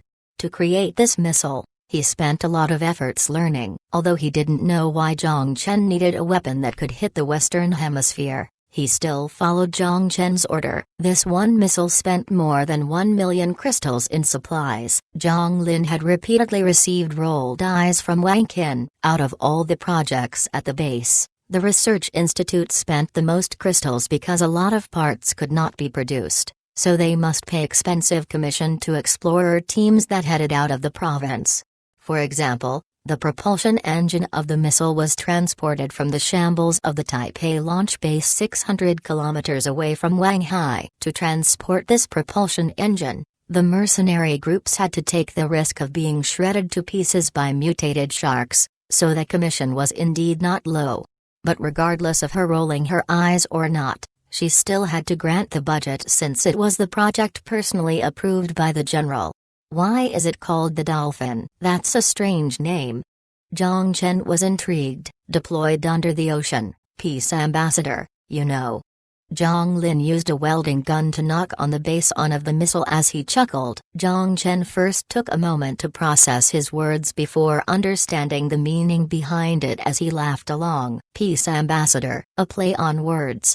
Peace is pronounced the same way as nuclear destruction. People from the future were quite humorous. The entire missile is 11 meters long with a diameter of 1.55 meters. The launch weight is 35.1 tons. It could be deployed in nuclear silo 1,200 meters deep into the sea with a maximum range of 21,000 kilometers. The launch mechanism is a non-separate 3-stage propulsion model. That is, the underwater propulsion ring will advance the missile 100 meters underwater after the missile separation. Then the missile engine ignites and pushes the missile to the near-Earth orbit after the engine flame stalls. After the missile approaches the target, the engine is reignited and strikes the target area vertically. The missile shell is coated with an anti-radar material that reduces the radar's reflected signal to the extent of a seagull, and theoretically only the passive coherent positioning system can detect signs of the missile launch. In terms of its size, the 11 meters long ballistic missile seemed like a miniature toy compared to the 20 to 30 meters long ballistic missiles of the modern world. But without a doubt, anyone who dared to question its strength must pay for their mistake. Chapter 436. The construction robot, based on a length of 11 meters and radius of 1.55 meters, the size of the missile was approximately 20.7 cubic meters, with a storage dimension the size of 30 cubic meters. It was not a big problem to haul it to the modern world. Is the warhead placed inside? A 500-ton hydrogen warhead is being welded in right now.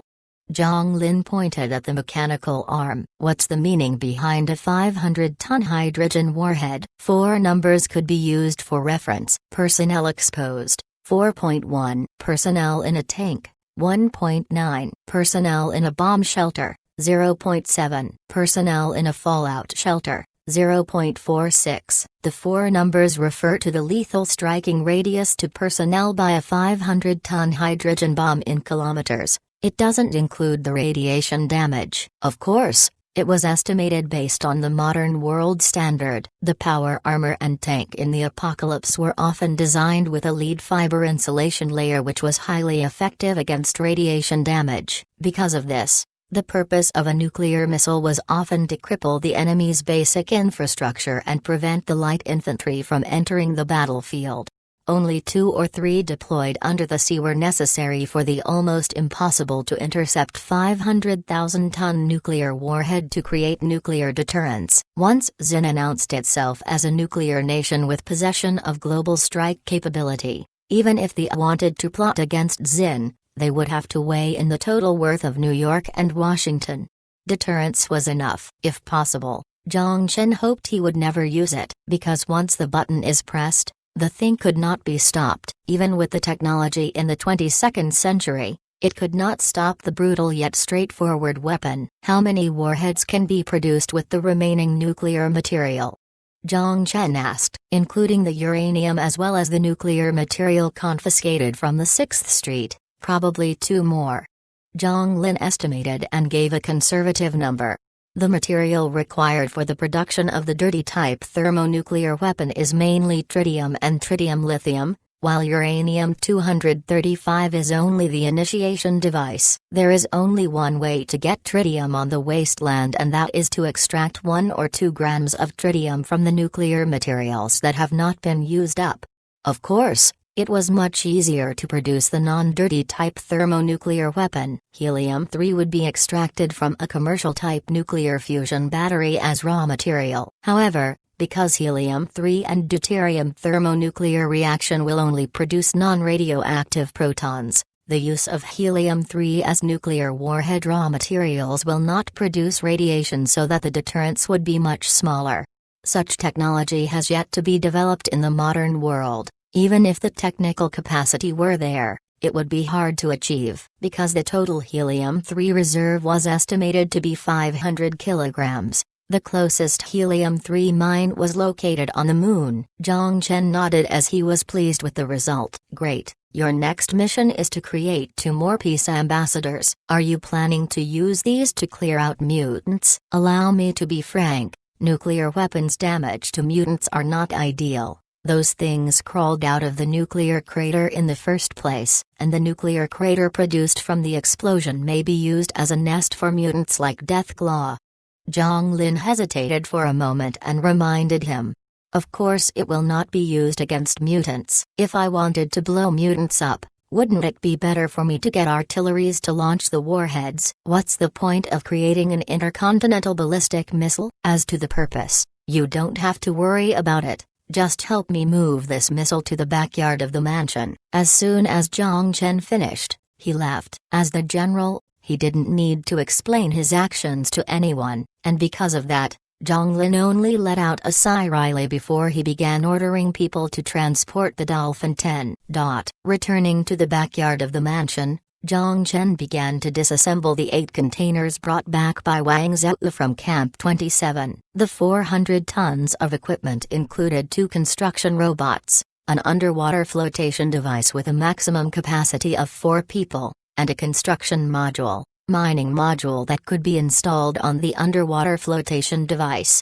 The construction robot was a great invention. It could use the construction information downloaded on its chip to auto-complete construction. Although the automatic construction process was slower than manual operations, it was more precise and convenient. If Jong-chen wanted to modify the vessels Russia sold him, he only needed to scan the model of the vessel with a scanner back, then bring it to the experts familiar with the area in Fallout Shelter number 27. Use the quantum computer to create a modification plan, and then download the construction information onto the construction robot's chip. He only needed to provide the material. The specific steps would be auto-completed by the construction robot. After that, he returned to the modern world. Jong-chen drove by himself to a deserted island east of Angeland. One advantage of Panu Islands was the number of islands in the territory. Due to the 10 billion construction projects, most of the deserted ideas in Xin were under his name. It included this island called Coconut. Although when Jong-chen landed on the island,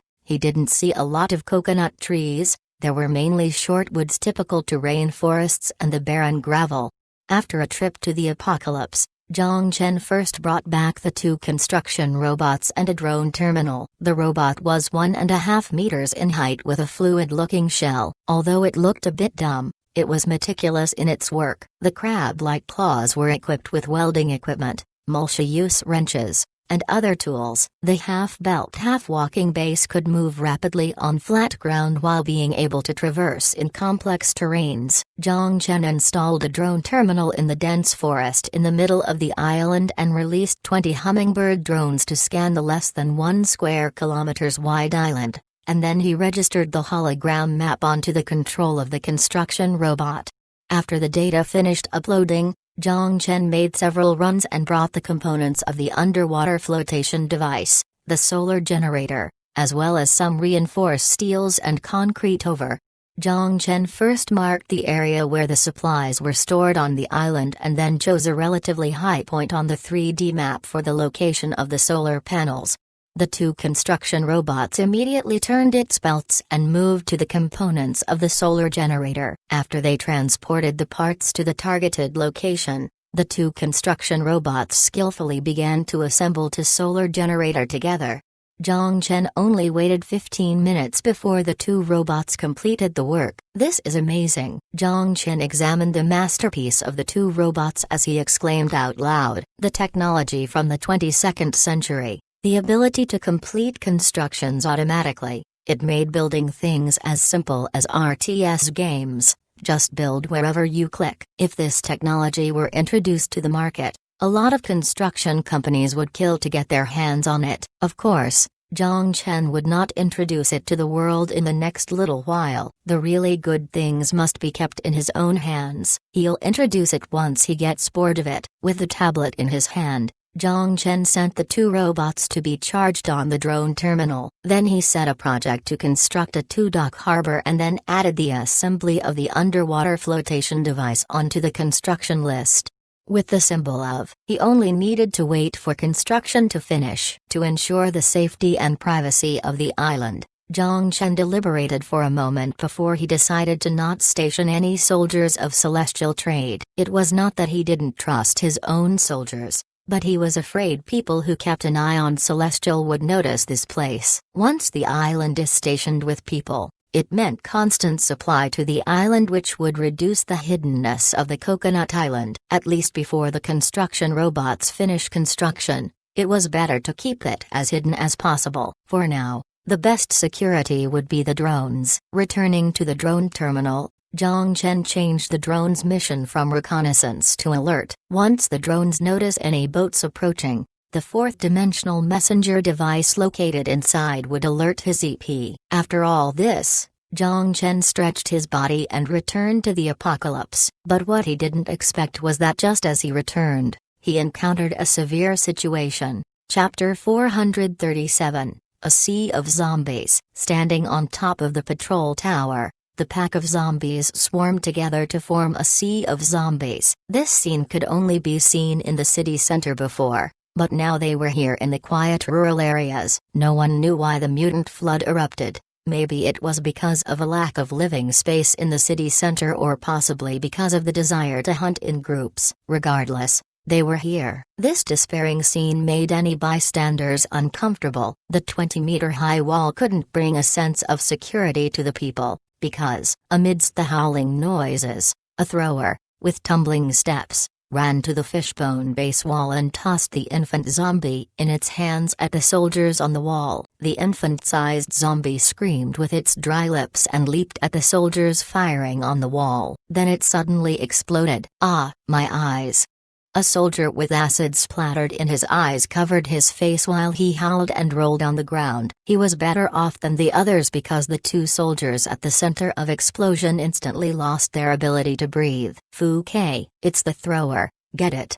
Wang Zhou roared at the top of his lungs into his earpiece. Just as his voice faded, a sniper rifle exploded the head of the thrower. Sun Zhao, with one foot on the wall, reloaded the ghost sniper rifle with a crisp clang before she continued to target the zombies. She pressed the trigger another time and executed another thrower with its hand just starting to come into view. Watching this scene, Wang Zhou couldn't feel more tense. It wasn't because of Sun Zhao's shooting skills but rather her identity as the missus of the general. If anything happened to her, Jong-chen would shred him to pieces. But even though he used up all the excuses he could think of to convince her, Sun Zhao disregarded all his comments and still stood fearlessly on the wall.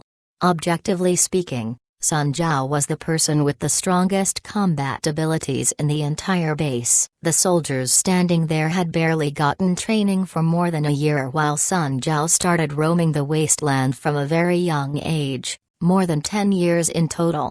Seeing that he couldn't persuade her, Wang Zhou gave up. There were only 5 T3 power armors stationed at the Fishbone base. The rest had been transported to the 6th Street to provide it with an extended line of defense. The situation was even more critical there as the swarms of mutant mosquitoes had almost broken their line of defense. Fortunately, there were a lot of experienced soldiers at the 6th Street who were all masters who had wandered the wasteland from the beginning. They took out their flaming robots and Molotov cocktails since Director Chu Nan announced that the military government would compensate any damaged equipment. To save their own lives, no one dared to hide their treasure hoard of weapons any longer. On the Fishbone side, aside from the 5 T3s, only 2 newly developed T4s had been produced, and now they were stationed on the wall, unleashing their firepower upon the zombies. The drone attack force roamed outside the base and sniped the zombies' heads with their small-caliber machine guns. Then there were the soldiers in heavy bulletproof vests kneeled behind the cover of the wall,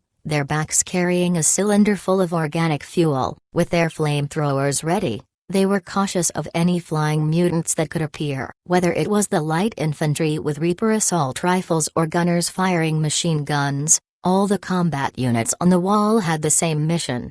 It was to keep the zombies as far away from the base as possible. Just as Wang Zhou looked at the swarm of zombies with a perplexed look, Jong-chen stepped into the patrol tower. "General."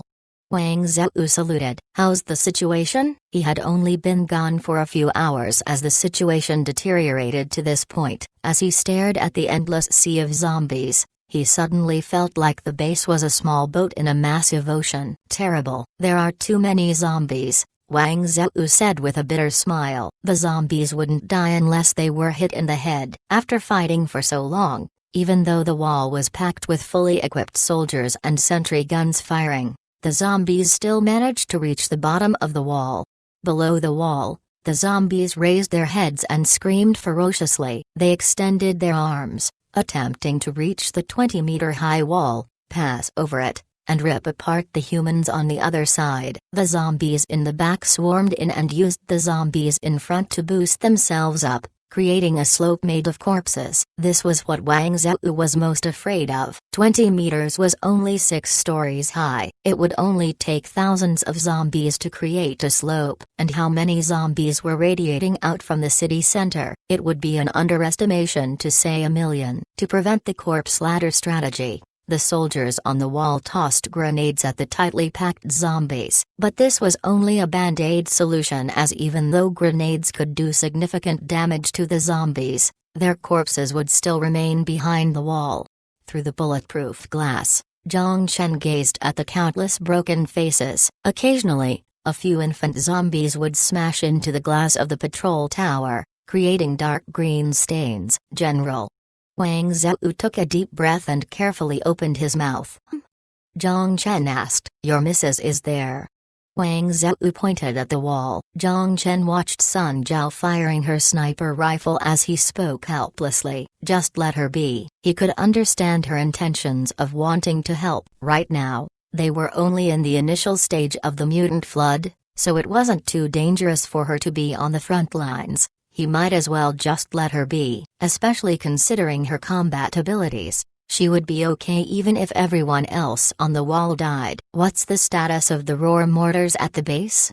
Jong-chen picked up the binoculars and observed the distribution of zombies in the distance. Inside the sea of zombies, Jong-chen spotted a few vomiters with their bellies raised, prepared and ready to launch. Wang Zhou answered. Since mortar shells weren't unlimited, Fishbone Base only had a reserve of 2,000 rounds. Only when the zombies were in large enough numbers would bombardment by the mortars be most effective. So up till now, Wang Zhou hadn't used the mortars yet. Then use it now. I see vomiters appearing 6.6 kilometers away. Jong-chen lowered his binoculars in front of his chest as he spoke gravely.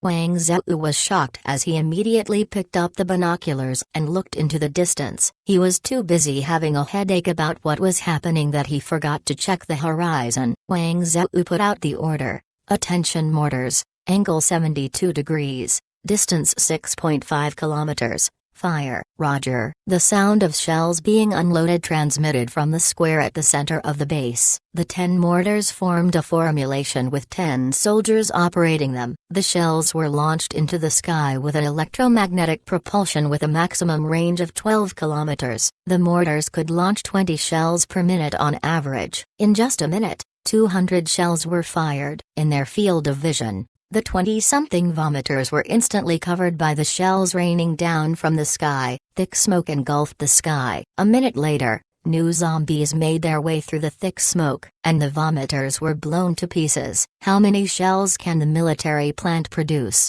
Jong-chen asked Wang Zhou as he gazed at the black smoke in the distance. If there are enough supplies, the maximum production is 200 shells. 200 shells? A day's production isn't enough for 1 minute. Jong-chen was thinking hard. He was contemplating if he should bring something over from the modern world. Chapter 438. Incinerating Zombies. The zombies behind the wall were piled 2 to 3 meters high already. Seeing as the opportunity was right, the survivors brought the fuel cylinders up to the wall and began to pour it onto the zombies. Then the survivors tossed down torches. The fuel wasn't gasoline but an organic fuel similar to an alcohol mixture. It is worth mentioning that most of the vehicles in the 22nd century used high-capacity batteries, not fossil fuels. Because of this, all of Wanghai City barely had any fuel stations. What replaced them were charging stations. Controllable fusion made electricity extremely cheap in the 22nd century. Power was produced from the fusion power stations located on the moon, then transported through wireless technology to relaying satellites before reaching the Earth's surface. Fossil fuels naturally were replaced, and because of this, 10 minutes after the war erupted, the world was vulnerable to a massive blackout. The small number of nuclear power and geothermal stations could only sustain military production rates. A lot of the nuclear fusion batteries used in civilian facilities were all confiscated and sent to the front lines as fuel for power armor and tanks. What was worse was that in the next few nuclear winters after the war, the survivors couldn't find any fuel at all. Without power, electric heaters became scrap metal. The one saving grace was that the World Alliance organization was at least somewhat useful. They left the survivors technology related to crystals, a large number of unused weapons and functional production equipment. This allowed the survivors, who had to face mutants and harsh winters, to have a chance at survival. Although these weapons consequentially caused the birth of raiders, they did help the survivors pass through the most challenging period of time. Even if most survivors felt angry and disappointment towards the space colonization ship project, they still recognized that the World Alliance organization did something good for them. Flames were blazing and burning sky high. Thick smoke from 4 different directions engulfed Fishbone Base. The soldiers all wore protective masks and the survivors all fled from the wall, covering their noses and mouths. The fuel itself produced only a small amount of smoke. The burning zombies were the major source of the smoke. The thick smoke surrounding the base was almost comparable to a chemical weapon which substantially impaired the vision of the soldiers on the wall.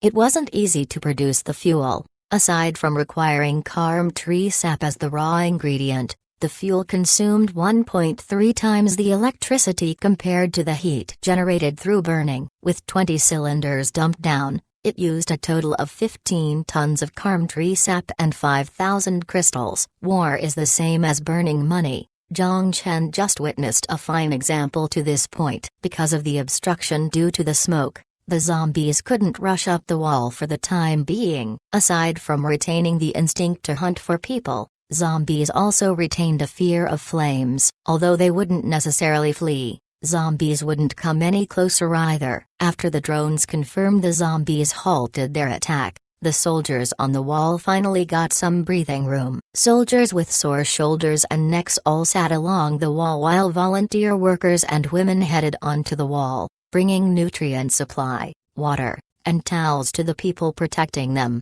The flames lasted 2 hours. Once the flames stopped, the carcasses piled 1 story high turned to dust and left with the wind. The most difficult period is the night.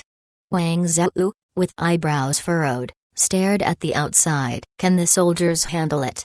Jong-chen asked. Rotating 5 shifts. Every 2 hours, 400 people go to sleep. The production line for the machine guns and ammo can't stop. They have to handle it. There isn't much fuel at the base, so we have to do this. The patrol tower, acting as the command tower, had been fitted with an air filtration device. Although there was thick smoke outside, the air in the room was somewhat normal. Can you use gasoline? Jong-chen asked abruptly. Gasoline? Wang Zhou processed this for a second before he said with a wry smile, it would work, but where are we going to find that? Shanghai City before the war was an economic center, not an industrial base. Even if there were factories that used fuel before, they're most likely cleaned out by survivors searching for fuel. Although fossil-based fuels were abandoned, there were still industrial applications for oil. Aside from burning, oil could be used as an excellent organic solvent as well as a raw material for rubber and plastic products. Wang Zhou naturally assumed Jong-chen was talking about industrial fuel since he didn't know Jong-chen's secret. With a smile on his face, Jong-chen said, while scratching his chin, you don't have to worry about it. I'll think of some ways to bring some here. That would be the best. Wang Zhou was out of solutions himself. Just then, there was a weak knocking sound at the door. Come in. The door opened and a figure that surprised Jong-chen appeared at the door. The girl wore a giant protective mask and timidly walked into the room. Her white cotton dress was stained with dirty smoke. Jong-chen noticed there was a delicate lunchbox tightly clenched between her arms. Yao Yao, why are you here? Jong-chen walked over, surprised by her presence. I was afraid you might be hungry, she said timidly. Then she took out a giant mask, smiled at Jong-chen and handed him the lunchbox between her arms. So I cooked some food for you and brought it over. Wang Zhou knew too well what to do in this situation and turned around to face the wall. But he muttered in his mind, good thing my daughter is only a 1-year-old. Jong-chen would have a spectacular expression if he could read his mind. Did you eat? Jong-chen kneeled down and tousled Yao Yao's head. I haven't. Yao Yao scratched her face and said in a small voice, then let's go eat together. Jong-chen smiled. But, is this place going to be okay? Yao Yao looked warily at the thick smoke outside. General, don't worry, I'm here. Wang Zhou turned around just at the right time, speaking at just the right moment. Nice. I like you. Jong-chen smiled at him and nodded before he picked up Yao Yao's hand. Let's go. Let's ask Sun Zhao to come along. MHMM. Yao Yao nodded as she held on to his familiar, big hand with a joyful smile. After he put on his protective mask, Jong-chen managed to find Sun Zhao with a sniper rifle at the corner of the stairs. With her face pitch black, Jong-chen couldn't hold in his laughter and passed her a protective mask. This place is going to choke me to death. Sun Zhao rolled her eyes exaggeratedly as she snatched the protective mask and put it on. I told you to stay home, but you just had to come out, Jong-chen chirped. I wanted to, and I took out 51 throwers today. Shouldn't you compliment me? Sun Zhao swished her luscious hair filled with dust as she spoke with her chest raised proudly.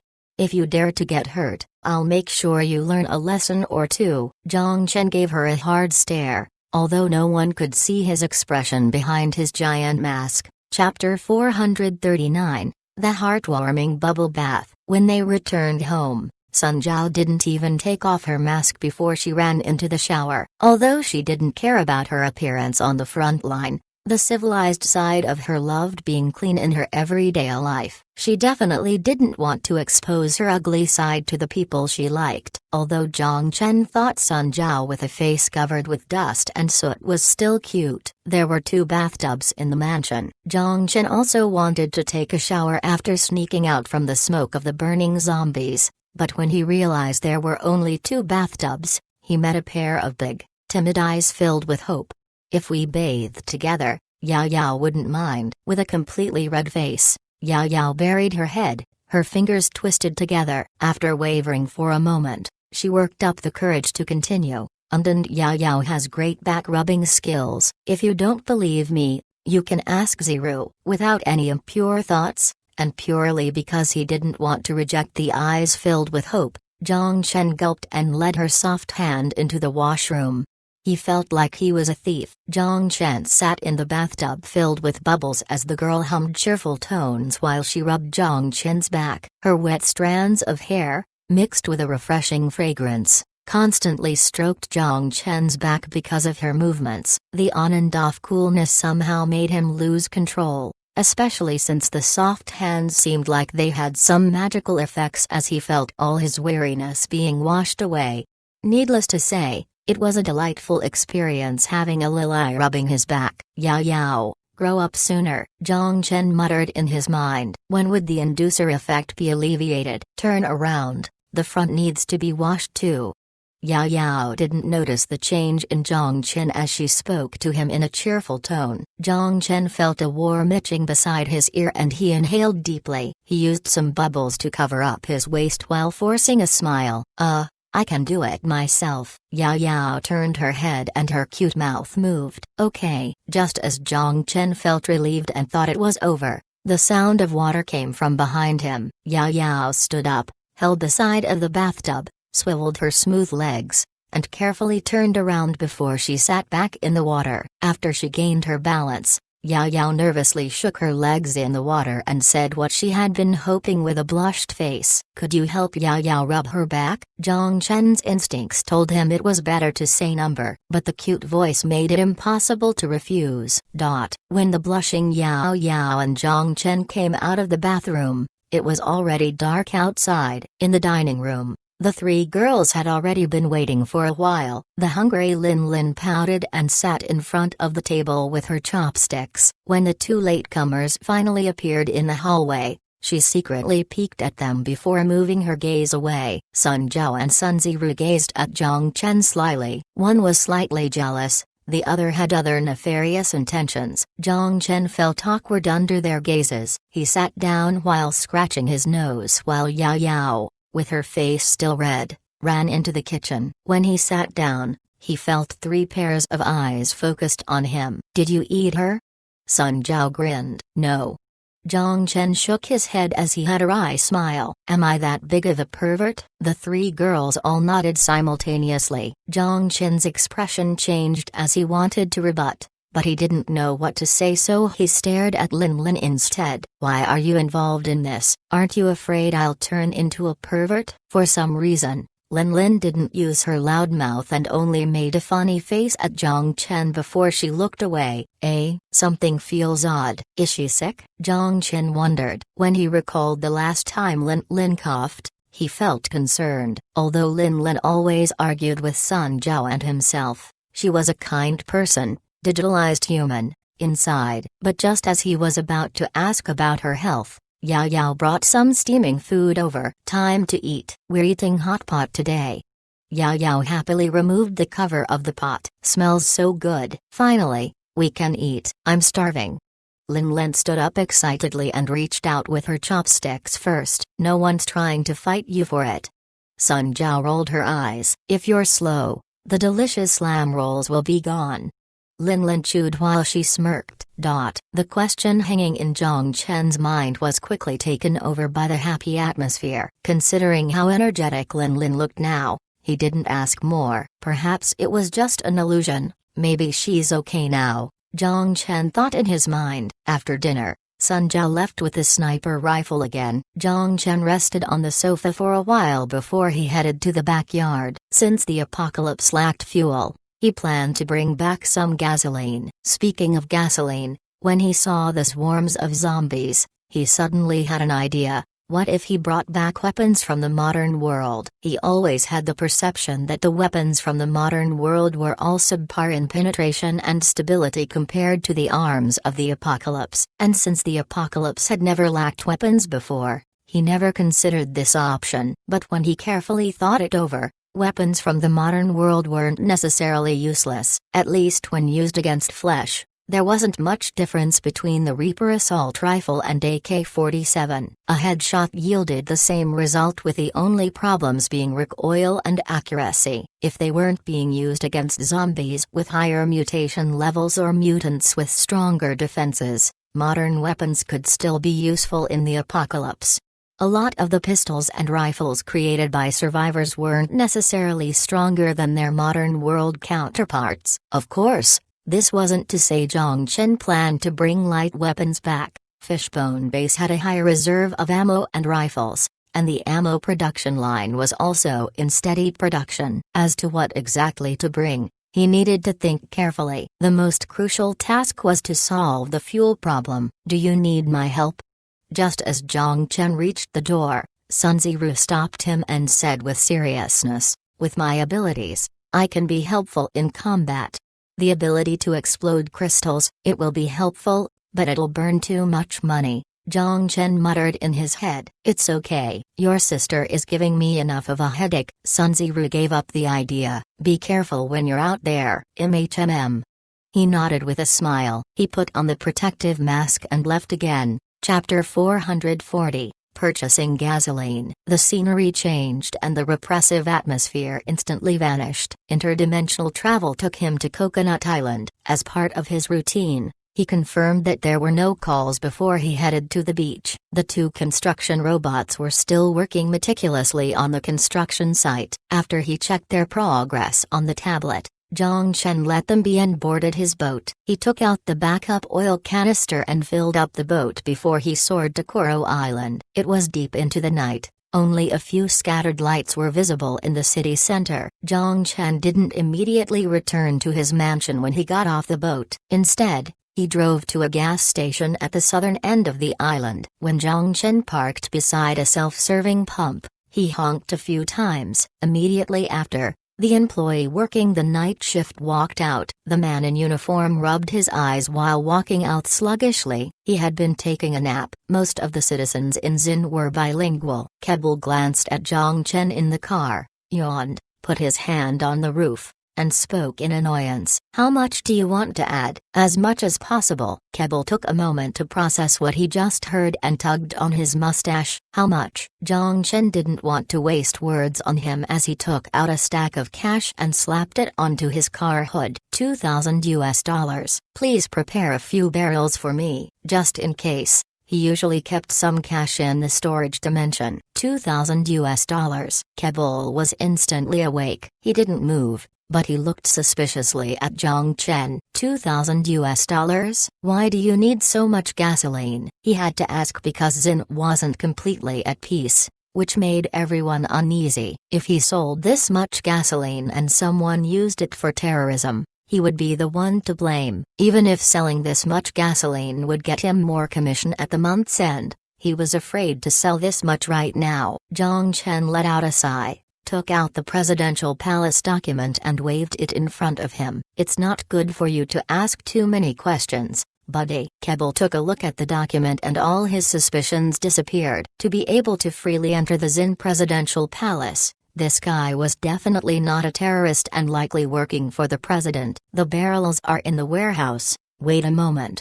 Kebble handed the document back to Jong-chen before he jogged to the warehouse. "Wait, do you have a truck here?" Jong-chen stuck his head out the window and stopped him. Kebble shook his head. "No, but my pickup truck that I use is there." "Okay, what's your name?" Kebble paused. "Kebble." "Why, Mr. Kebble, do you want to make $1,000? Jong-chen put his hand in his pocket and pulled out another stack of cash with a smile. Because the Development and Reform Commission, 1, didn't exist, The oil prices in Xin reflected the international market. After the global crude market plunged to below $30 per barrel, the 91-grade gasoline dropped down to $1.30 per gallon, equivalent to 34 cents per liter. By conversion, how much gasoline could $2,000 buy? A total of 5,882.4 liters, with a barrel capable of storing 159 liters. $2,000 could purchase 37 barrels in total. Keble flipped through the entire warehouse and finally managed to find enough barrels. With this large batch of gasoline, it was enough for the zombies outside Fishbone Base to have a great time. Keble worked diligently with the $1,000 tip motivating him. He hauled empty barrels onto his pickup truck before he started to pump in gasoline. $1,000 to move the barrels to Celestial Trades warehouse. Where can I find more of this work? After a few trips, he finally managed to transport all the barrels. Jong-chen handed him the tip and told him to keep everything that happened today deep inside your heart. Keble promised to all the greater beings he could think of. Then Jong-chen patted him on the shoulder, told him to prepare a few more barrels for next time before signaling him to leave. Watching Keble drive away, Jong-chen closed the door of the warehouse. He moved the gasoline into the storage dimension before he traveled back to the apocalypse. The moment he arrived, he heard gunshots in the distance. He placed the gasoline into the warehouse in the backyard. He called Wang Qin, ordering her to move the barrels into the storage. Wang Qin was used to the general's mysterious ability to make supplies appear in the backyard, so she didn't ask more and immediately commanded the workers from the logistics department to carefully transport the highly explosive substance to a standalone warehouse. Jong-chen stepped onto the command tower again as he met Wang Zhou with a stern expression. "What's the situation like now? We already consumed 40% of the fuel reserve at the base. The production of fuel is far slower than the consumption, and the remaining calm tree sap will only allow us to produce 30 more barrels. The 6th Street's fuel is barely enough for them and they can't spare any additional fuel to help us. With our current state, we won't be able to clear the zombie bodies even after 3 days." Wang Zhou provided the bad news. Looking at Wang Zhou's expression, Jong-chen smiled. "I already solved the fuel problem." Considering that only 6 hours had passed, there was no way Jong-chen could have acquired so much fuel. Therefore, Wang Zhou smiled wryly. "A few barrels aren't enough to solve the problem. There isn't a lot of fat in the zombies' bodies. It would take around 300 liters of fuel to burn the bodies just surrounding one wall, and the base has 4 walls. Is 37 barrels enough?" 37 barrels? 37 barrels. After he finally finished processing, Wang Zhou's eyes widened and he stared at Jong-chen. 37 barrels? How many liters per barrel? 159 liters. It's in the warehouse now. 159 liters. That's 5,883 liters. Ha ha ha. That's amazing. While he was thrilled at the news, Wang Zhou banged his hand on the table and pressed his earpiece. "Attention incinerating team. Prepare to transport fuel from the warehouse. Let's burn these motherfuckers." "Roger." After finishing his command, Wang Zhou realized his blunder, so he started to laugh awkwardly. But Jong-chen didn't mind. "Don't worry about the fuel. I'll bring a few more batches over. You must keep the walls secure. Don't skimp on the fuel. Understand?" "Understand." Wang Zhou saluted with confidence. Jong-chen's 37 barrels of fuel solved the urgent crisis at the base. As to how he obtained it, who cares? As a subordinate, Wang Zhou only needed to complete the mission assigned to him. Chapter 441. It had just began. A battle in the night was extremely disadvantageous to the survivors. Not only would the soldiers' view be obstructed, but their weariness would also increase. They had some night vision goggles, but nowhere near enough to supply all 2,000 soldiers, so the strategy Wang Zhao decided upon was using a physical light source. After a period of time, the mortars would launch a few lightning bombs that would linger in the air and illuminate the battlefield with a bright red luminance. Although they couldn't make the battlefield as bright as day, there would be ample light for shooting. On the zombies' side, The night brought them several advantages. When the zombies were free from the sunlight, they were suddenly more fierce, as if they were all on drugs. The typical zombies weren't only faster, but the arm strength of the throwers was also stronger as they tossed their sons into the base. The exploding infant zombies indeed created a lot of problems for the soldiers on the wall as they were taken down, one by one. This scene alone depressed everyone's mood. Pouring down gasoline every 6 hours was the only opportunity for the soldiers defending the wall to rest. Only massive fire would make the zombies feel fear and stop their march toward the survivor base. But when the flames vanished, the flood of zombies would continue their attack. As the leader of the Second Corps,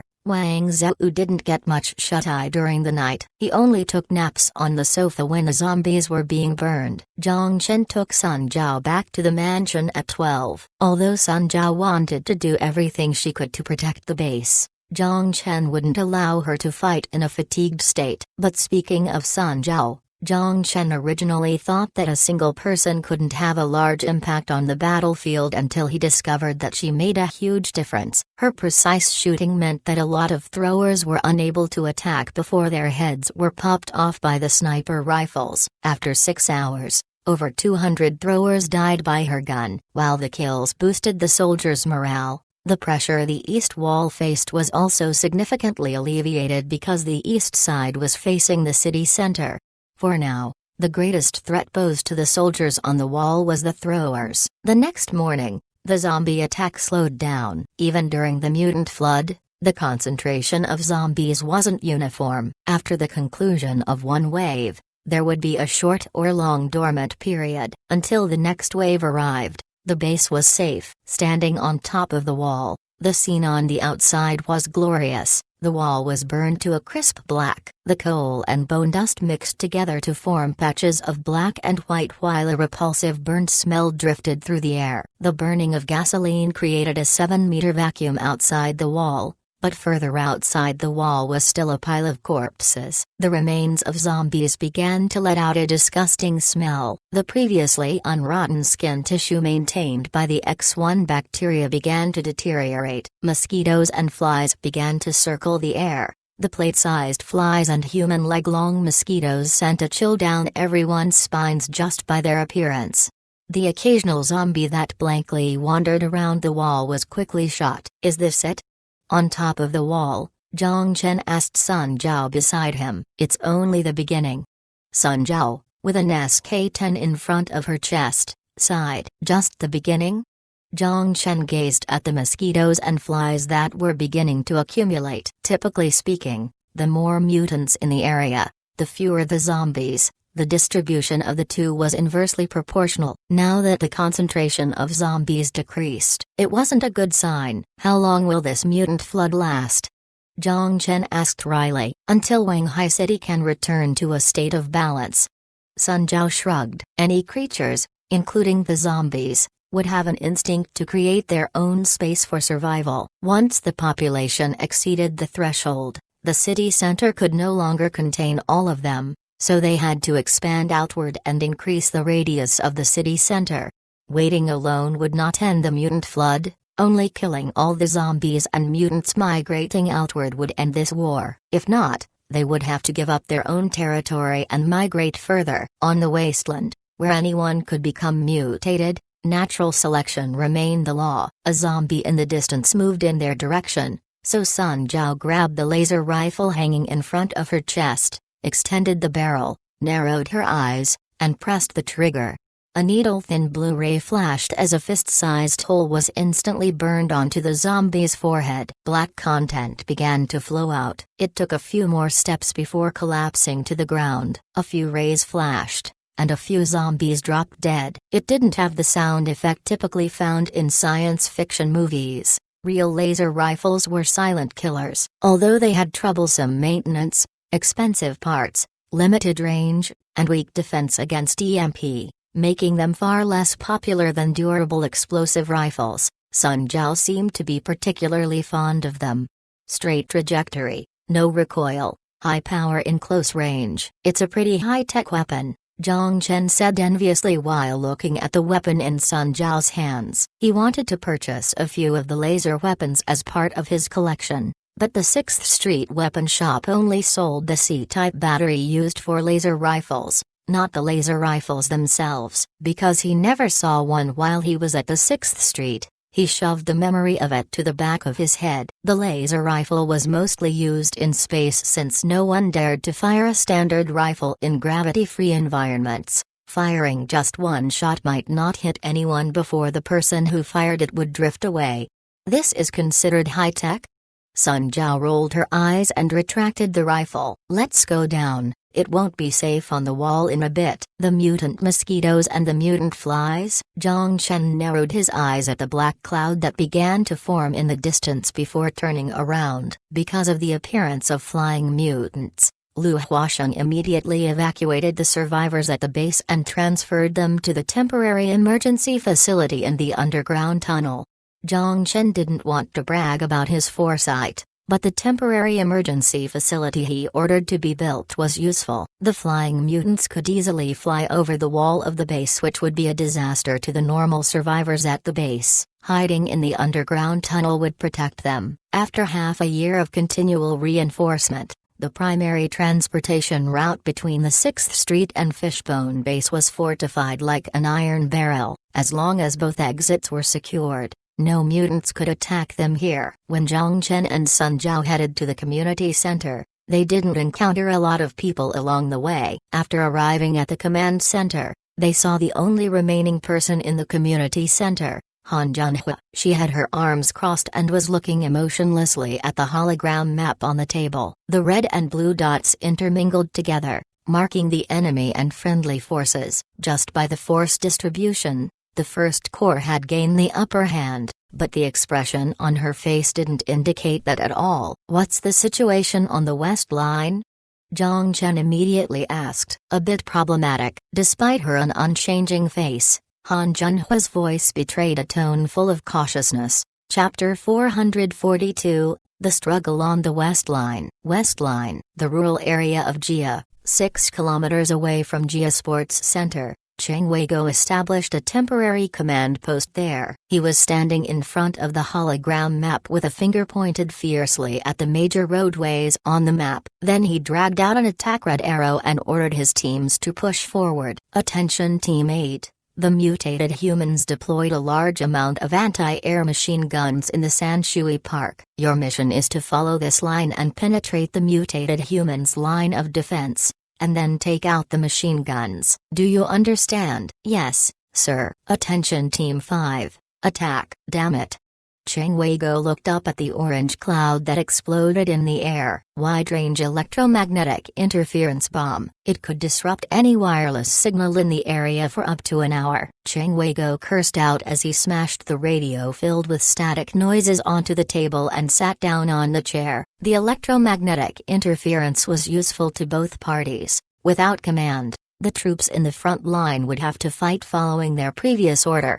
The boring trick could only waste time since both parties would be unable to strategize its force. But the mutated humans didn't need to strategize. As the defender, they only needed to defend. The mortar sounds in the distance never stopped. It made Cheng Wei-go feel flustered. The delaying tactic made him feel unsettled. The mutated humans surprisingly had some great tools. The Dusk Church was not an easy opponent. Soon after, a communication soldier ran in front of him. Cheng Wei-go took a deep breath and spoke to him. Notify Team 4 to push towards the intersection from Naxi Road. Different from the terrain in Wanghai, Gia's complex river environment made it easy to defend and hard to attack. The command center of the mutated humans located in Gia Sports Center was between multiple rivers. In order to defend the attack of Nax's First Corps, the mutated humans were smarter this time. They destroyed all the bridges and held within the defense line, and these rivers caused a great deal of trouble to the NAC armor units. On the first day,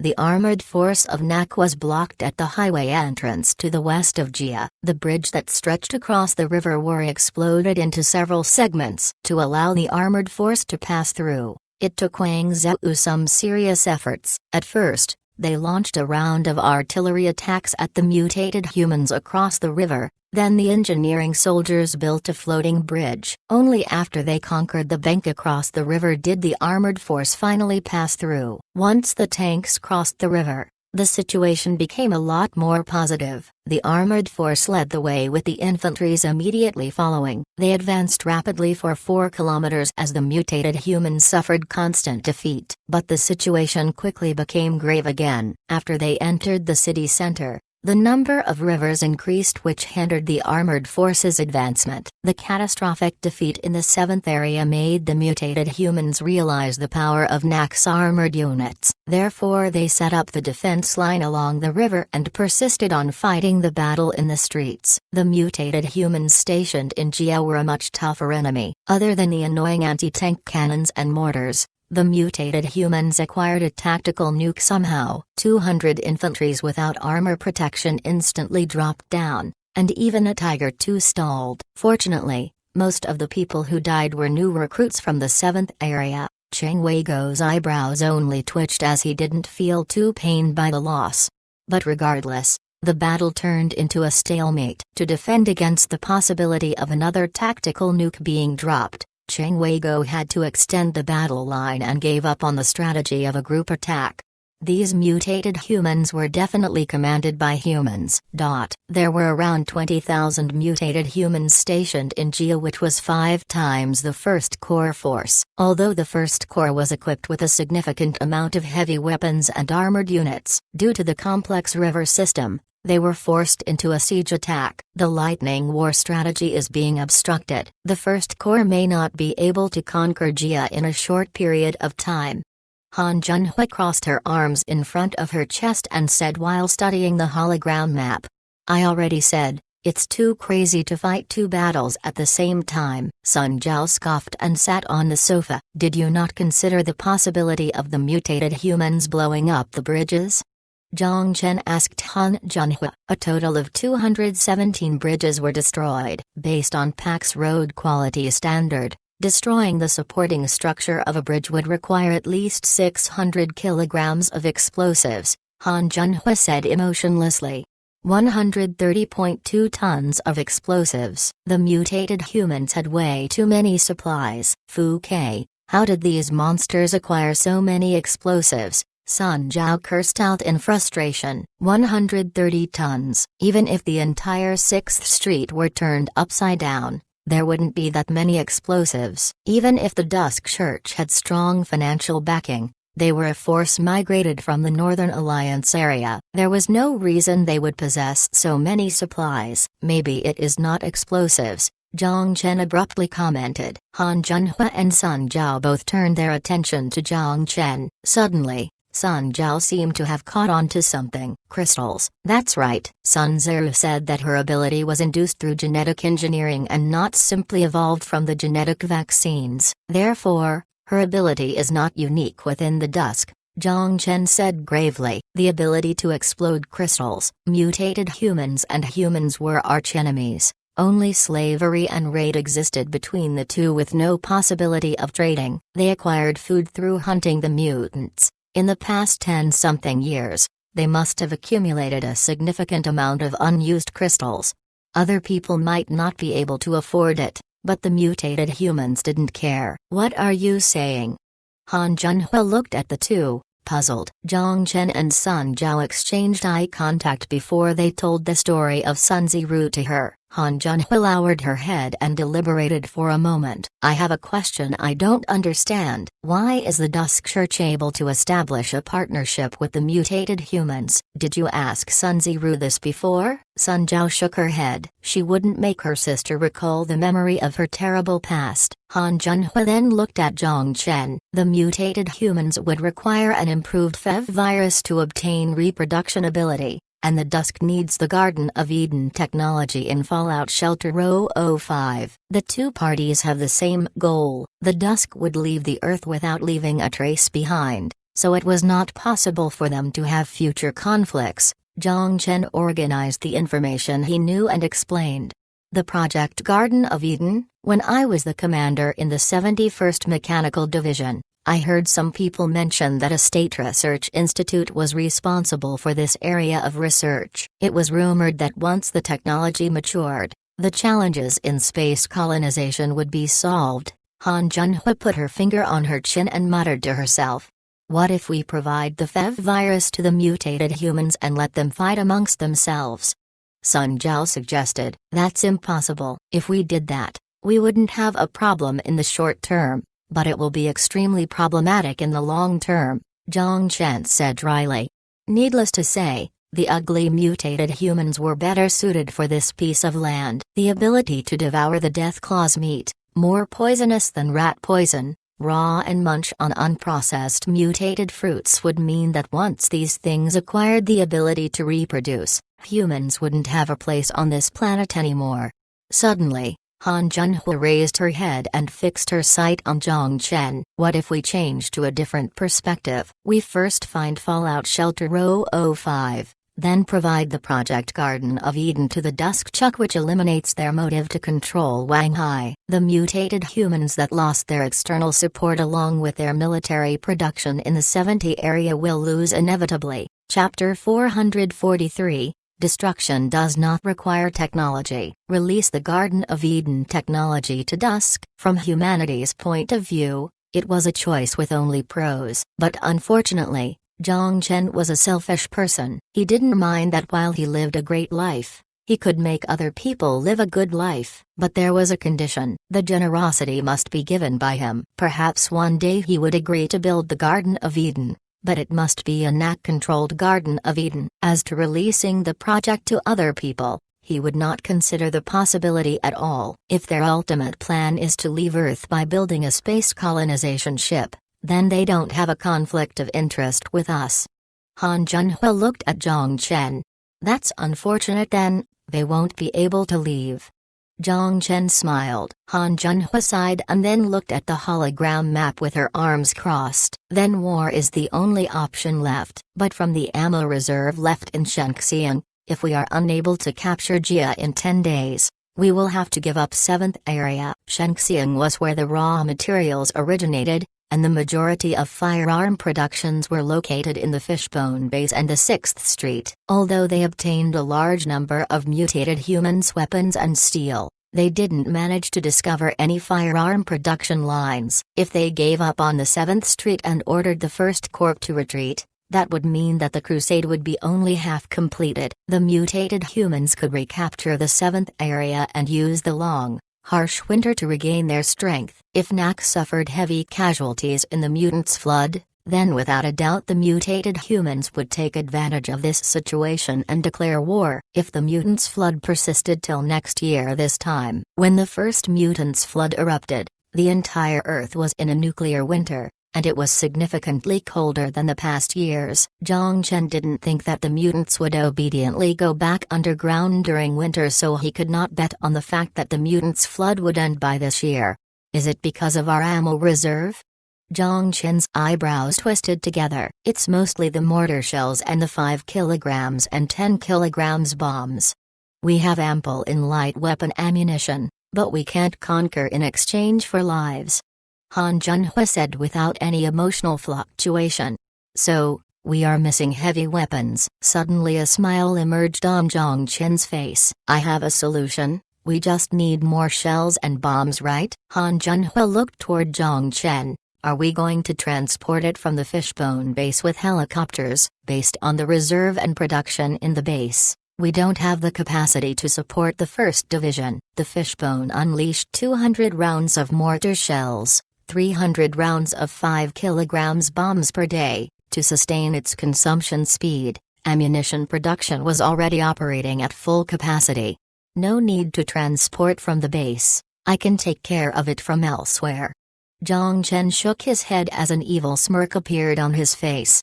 Han Junhui looked speechlessly at Jong-chen. Somehow, the smirk reminded her of some unpleasant memories she never wants to recall again. Due to the limitation of technology, the weapons from the 21st century were far inferior compared to the 22nd century weapons. A simple example: Who would win between the Wanderer tank from NAC's 1st Corps and US Mechanical Division? The question was more of how many units would be left in the Mechanical Division before the Wanderer tank ran out of fuel. How many units could the particle cannon and coaxial electromagnetic pulse cannon take out? Unless it was directly struck by a nuclear warhead, the modern-day weapon could not pose any threat to the Wanderer's armor. But when the efficiency of killing the zombies are brought into the conversation, the Mechanical Division would be much more effective compared to the entire NAC 1st Division. Why? The reason was simple: because when technology is not necessary, any technology would be excessive. For example, killing zombies. For example, launching an artillery rain of destruction. Accuracy was irrelevant. Other than the dangerous mutants with insane mobility and defense, how many mutants would survive in the explosion, let alone zombies? It was the same idea against the mutated humans. Their anti-tank cannon and rocket indeed posed a serious threat to the 1st Corps armor force. If an M2A1 tank were brought to the front line, an anti-tank round would easily destroy it without any doubt. But what if there were 30-something heavy artilleries or even rockets? Even if they possessed the rifles from the 22nd century, they were still made out of tissues. Walking out from the community center, Jong-chen held Sun Jiao's hand and headed to the mansion. Bullets unleashed on the wall far away. Soldiers in a heavy bulletproof suit with a fuel tank on the back ignited the nozzle they held. It was nothing technologically advanced, but if the mutant mosquitoes dove down, they would become toasted mosquitoes. You are planning to transport weapons from that side? Sun Jiao acutely captured Jong-chen's thought. That's right. Jong-chen squeezed her hand and smiled proudly. Is stuff from your side reliable? Sun Jiao asked with skepticism. The skepticism was similar to a gorilla hearing an ancient person had time-traveled from the Ming dynasty and said he would support the war with the weapons from his era. Jong-chen started to laugh and didn't explain. He promised, "You'll know once you actually see it." After returning to the mansion, Jong-chen immediately returned to the modern world. Due to the influence of weapons that appeared in the hands of Country F's anti-government militants, Robert was in a tight spot. It would be too inconsiderate to ask him for more weapons, especially given that he already retired. There was only one person Jong-chen could ask. It was near dusk already, but still some time before people got off work. He drove the Lamborghini out from the garage and headed straight to the newly opened Russian embassy. Natasha was patrolling at the gate of the embassy feeling extremely bored. Although she was the head of security, there was only 3 security personnel in total, so she had to fill in the patrolling slot. Jong-chen stopped the car in front of the embassy, rolled down the window, and teased her. "Beautiful miss, could I invite you to dinner?" Natasha looked at Jong-chen in surprise as a grin appeared. "Of course." She walked to the other side of the car, yelled toward the embassy, "Kurikev, come out and watch the door." Before she received a response, she sat in the car. After putting on the seatbelt, Natasha swayed her luscious hair and sunk into the comfortable seat. "I heard that a gentleman is supposed to open the door for a lady. Are you not going to change out of your uniform?" Jong-chen ignored her scoff and laughed. "No need." Natasha's lips curled up while crossing her legs. "Uniform roleplay is pretty fun, isn't it?" Facepalm. What happened to her? Jong-chen still remembered in Eastern Europe, when he tied her onto the chair. She suspected that he took her first time and stared at him with a look of death as if he had killed her father. Jong-chen coughed and started the car. "I won't be able to do business with you like this." "Business?" Natasha's eyes flashed as she put her leg down and sat up straight. "For example, my company needs some firearms used for self-defense. What do you want to eat?" "Barbecue and beer. I remember there is beach bar not far away from here and their barbecue is great." Natasha smiled. She was familiar with the surrounding area already. "Okay, let's talk about the firearms then. Don't you want to chat while eating?" Natasha interrupted Jong-chen. Jong-chen gave an as-you-wish look before turning on the GPS. "Sit tight." Jong-chen stepped on the gas. The vehicle transformed into a shadow and raced toward the beach. Chapter 444. The Trade in the Distance. The Apocalypse. the rural area east of Sioux City. The 100-story skyscraper stood desolately among the ruins. Not far away, a sign engraved with, "Dangling on the side of the road," was replaced with the written in red paint. It hung in the middle of the building. The original owner of the building had the foresight to use a large amount of expensive indurable material in the construction of the building, and the building did, in fact, manage to withstand the nuclear explosion 5 kilometers away 20 years ago. Unfortunately, the radiation still burned him into dust. When the nuclear blast arrived, he was on the elevator, coming down from the top floor office, escaping to the basement. However, regrettably, he died on the 27th floor. The building exchanged hands multiple times before being occupied by the dark red Chamber of Commerce as their base. The 100-story height was a natural observation tower easily capable of scouting tens of kilometers away. On the roof of the building, Lin Ko-en sat on the edge with his feet hanging in the air without any fear of heights. His eyes narrowed as he looked to Wang Hai's direction. He was unafraid of heights because it was an emotion that belonged only to creatures. Suddenly, he smiled. Wang Hai's sky has changed. Is this something predictable? 2 meters behind him, a man in a suit with a distant expression stood up straight with his hands behind his back. He was gazing in Wang Hai's direction, but in the distance, only the skyline of Wang Hai was barely visible. Other than a few faint columns of smoke rising, he didn't see anything out of the ordinary. Cao Guangkai, the current president of Dark Red. During the past winter, his father Cao Jinsong launched a coup in the 6th Street and died after the failed attempt. After receiving the information, he decisively took the soldiers loyal to him and executed his cousin who planned to split Dark Red with him. It was his father's nephew, Cao Wei. Finally, he controlled all of the assets of Dark Red and prevented the massive empire from falling apart. It was after that he met Lin Ko-en and initiated a partnership with him. A few months ago, he listened to Lin Ko-en's advice and withdrew Dark Red's merchant fleet from doing business in Wang Hai and sold the assets under an anonymous name. He was skeptical of what Lin Ko-en said in the beginning,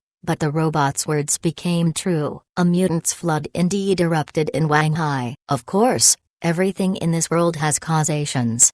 Lin Ko-en sighed as he said leisurely, for example, the economic crisis in 2150 meant the war would be inevitable, and that economic crisis was because of. Cao Guangkai burst out laughing. I'm not interested in listening to you talk about our history. I'm a businessman. I only care about now and shhhh.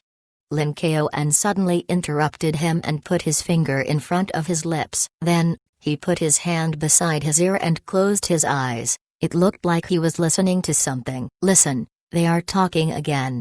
Lin Ko-en leaned forward with a smile. The poor bugs. Cao Guangkai, standing on the side, twitched. He suddenly had the urge to kick the fool down, but thinking that there was no point in being angry at a robot, he restrained himself from this dangerous thought. Pretending to be supernatural, Cao Guangkai cursed out in a low voice and headed for the elevator. Are you not curious about what I heard? Lin Ko-en turned his head and said sluggishly, I'm only curious what kind of mental state your designer had to bring you into this world. Cao Guangkai scoffed while taking a hidden shot at him. Perhaps, similar to father's mental state? He didn't seem to understand the mockery in his words and shrugged. Speaking of which, I have one thing I'm curious about. Can you answer it for me? Oh, is there something you don't know? Don't you want to seek revenge on that person? He killed your father. Lin Ko-en smiled. He was referring to Jong-chen. Because of Fishbone's sudden intervention, the balance in favor of them smashed to the ground, and all the stakes were collected by that person. The mantis preying on the cicada while the bird waited to strike at the final moment. There is no family in business. He failed his investment in Wang Hai and lost all his stakes, that's all. Cao Guangkai said emotionlessly. You have an open mind. Lin Ko-en laughed mischievously, turned his head, and continued to gaze into the sky in the distance. Although the dark red originated from the 6th Street, The base is in Sioux City with business in Hang City and the even further Luzhu. I never agreed with father's strategy of intervening with the local situation. Only when we abide by the identity of a merchant can we generate more profit. Is that so? Lin Kao-an said slowly, just like Cao Guangkai was disinterested in what he said. He was not interested in the business he was talking about. In his eyes, the human stance toward crystals was like monkeys playing with stones. They didn't understand what kind of powerful weapons he possessed. Yes. Cao Guangkai nodded. Without responding, Lin Kao-an silently watched Wang Hai in the distance. He seemed to want to say something interesting as a smile emerged from his lips. Cao Guangkai stood silently behind him. Just then, his communication device started to buzz. He pressed the button on his collar and picked up the phone. Hello, MHMM, I see. He quickly hung up the phone and looked at Lin Kao-an on the edge of the building. The thing you need is ready. Oh, that's great. The smile on Lin Kao-an's face grew bigger. He pressed his hands on the floor and propelled himself up. The move was nothing by itself, but to do it at the edge of a 100-story building. Cao Guangkai thought he had a calm state of mind, but just by watching his action, he felt tense. The recipe to the drug. Just as Lin Kao-an passed by him, he opened his mouth. Oh, that. Lin Kao-an seemed to have remembered something as he took out a USB from his pocket with sluggishness. Here you go. It's all inside. It was the recipe of happy times. It was the recipe of the hallucinating drug. Cao Guangkai held his breath while he took over the USB. He felt his fingers were trembling. He was not holding a USB, but a key to a crystal treasure. Only one tablet was enough to live in the happy times before the war. Lin Kao-an enjoyed the expression on his face for 2 seconds before he curled his lips into a smile that held deep meaning. The camera zoomed out. In the empty ground north of the dark red building stood a 6-story tall rocket. Chapter 445, Arms Sale Agreement with Russians. Katyusha multiple rocket launcher, nicknamed Hail, also known as Stalin's organ in its early days, was equipped by the Soviet as early as 1964 and had been in use ever since. Its presence was seen in Afghanistan War, Iran, and Iraq. Even in the modernized military today, this simple yet powerful weapon didn't leave history's spotlight. 4122mm caliber rocket launchers mounted on a small military truck. It possessed a relatively simple configuration compared to the different types of rocket. While the small guy didn't look fierce, its maximum firing capacity can reach an astounding 720 rockets with a total weight of 48 tons. It was more than the sum of all the Land Force conventional rockets being fired simultaneously. It was the nightmare shared by the enemy's infantries and the friendly logistics personnel. Its only weakness was accuracy. The two sat in the beach bar in a remote corner. They enjoyed the Brazilian barbecue while they discussed the dangerous topic. When Jong-chen brought up that he needed a type of weapon with strong deterrence and maximum coverage, the Russian girl with a couple of beers down immediately began to pitch him the Stalin's organ. If you are only searching for simple yet destructive firepower, no other weapon can fit you better than the BM-21. With her face completely red, Jong-chen mocked her. Why do I think you are not using your talent effectively by being an agent? Why don't you become a salesperson for an arms company? Burp. She indecently let out a burp as she rolled her eyes and she authoritatively swung her blonde hair to her back. Be a man. Are you going to buy or not? Of course I will buy. How many? Natasha's red lips changed to a pleased curvature. 8. Jong-chen put down the skewer and said nonchalantly. 8? Are you going to equip 2 companies? Natasha with one hand holding onto her chin, she tilted her head. Should be okay. I remember the 80 Division in the Ural Military Theater is planning to equip new rockets. They are troubled by the fact that the junks have no buyer. Facepalm. Is it really good to describe your arms like this in front of the buyer? She is definitely drunk. What's the price?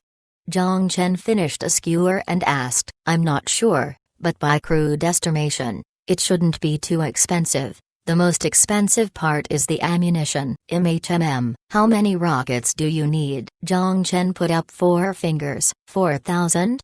Natasha yawned. Jong-chen mysteriously smiled and chuckled. 40,000. The beer cup dropped onto the table, and the beer splashed all over the counter. But Natasha completely ignored her soaked shirt. Pressing onto the table, she stood up. She fixed her eyes on Jong-chen with her half-sober pupils and spoke in a trembling voice. 40,000? That's right. Can you sell it?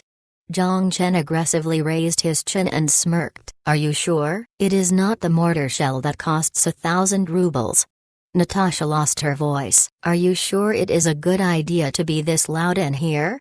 Jong-chen coughed and reminded her in a small voice. Natasha's face turned red, and she quickly glanced her surroundings. The people in the bar all peeked in their direction. A lot of people in conversation stopped talking and held their cup just in the air. There were plenty of big news on Coral Island recently. Everyone's gossip desire was at its peak. Her words today would become something like there was an arms merchant that sold rockets to a gang at the beach bar last night by tomorrow. It was better to keep the conversation about weapons low-key. Natasha, realizing her indecency, pretended to be intoxicated and put her finger under Jong-chen's chin. Then what are you waiting for? Let me see if you're a mortar shell or a large rocket. She enunciated the word large with extra emphasis. All the male creatures at the bar raised their head out of natural instinct when they heard the dirty words come out of a hot beauty like her. Natasha covered her chest and walked out of the bar before disappearing from the eyes of the thirsty males. Those legs. Leaning against the bar counter, a drunk holding onto a beer said while feeling heated. The other drunk beside him glanced at him contemptuously. That's an amateur observation. After checking out girls for so many years, that curve is top-notch. Burp. His words turned into an undistinguishable burp. The drunk was embarrassed by his friend's comment as he argued back. Stop just saying it. Don't you always brag about your toothpick? Why don't you go then? The old friend forced a laugh and immediately lost his confidence. I can't afford it. Then, he pointed at the Lamborghini outside the window. It had nothing to do with mortar shell or rocket. The key was the green Franklin. Regardless, the conversations in the bar were successfully changed by Natasha. The shell and rocket were referring to that. The thirsty males all looked at Jong-chen with eyes filled with jealousy, and jealousy. Uniform roleplay. Jong-chen ignored the unfriendly sights and recollected what she said when she first got on the car. He then shook his head. The breast that was more massive than Liu Yao's,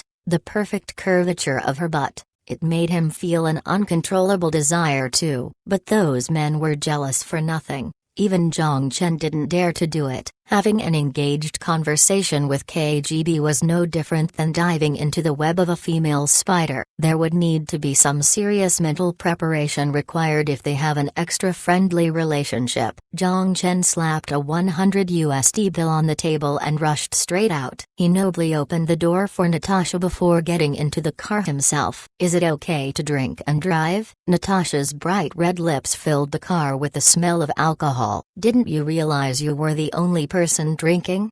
Jong-chen mocked and started the car. Where do you live? Natasha grinned at Jong-chen without saying a word. Her eyes seemed to be saying, isn't the most gentleman thing to do now is invite me to your home to take a shower? Okay, I will send you to the embassy. No.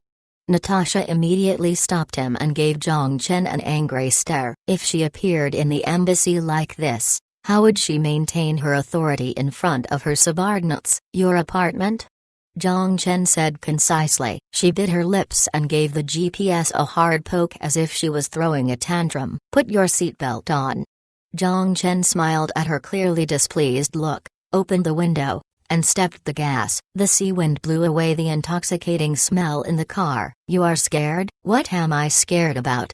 Jong-chen laughed. It was true. He was never scared of anything. The wet shirt made the wind feel especially chilly. She drunkenly closed the window. The KGB identity? Or crossing the line with an agent? Jong-chen didn't say anything and turned on the radio. Natasha rolled her eyes at Jong-chen and pouted without making any more sound. Jong-chen peeked at her through the mirror but only saw her drunken state. He didn't know what she was thinking through the half-closed eyes. They quickly arrived at her place. In a heavy breath, Natasha dragged off the seatbelt that made her chest lose its beautiful shape. Time to get a new car. The glass is bulletproof, but the engine cover and fuel tank are only covered by aluminum alloy." Jong-chen paused and then laughed. "You mean, someone wants to kill me? Do you really have to wait for someone to want to kill you before you are cautious of your own safety? Can't you just be a little more fearful of death?"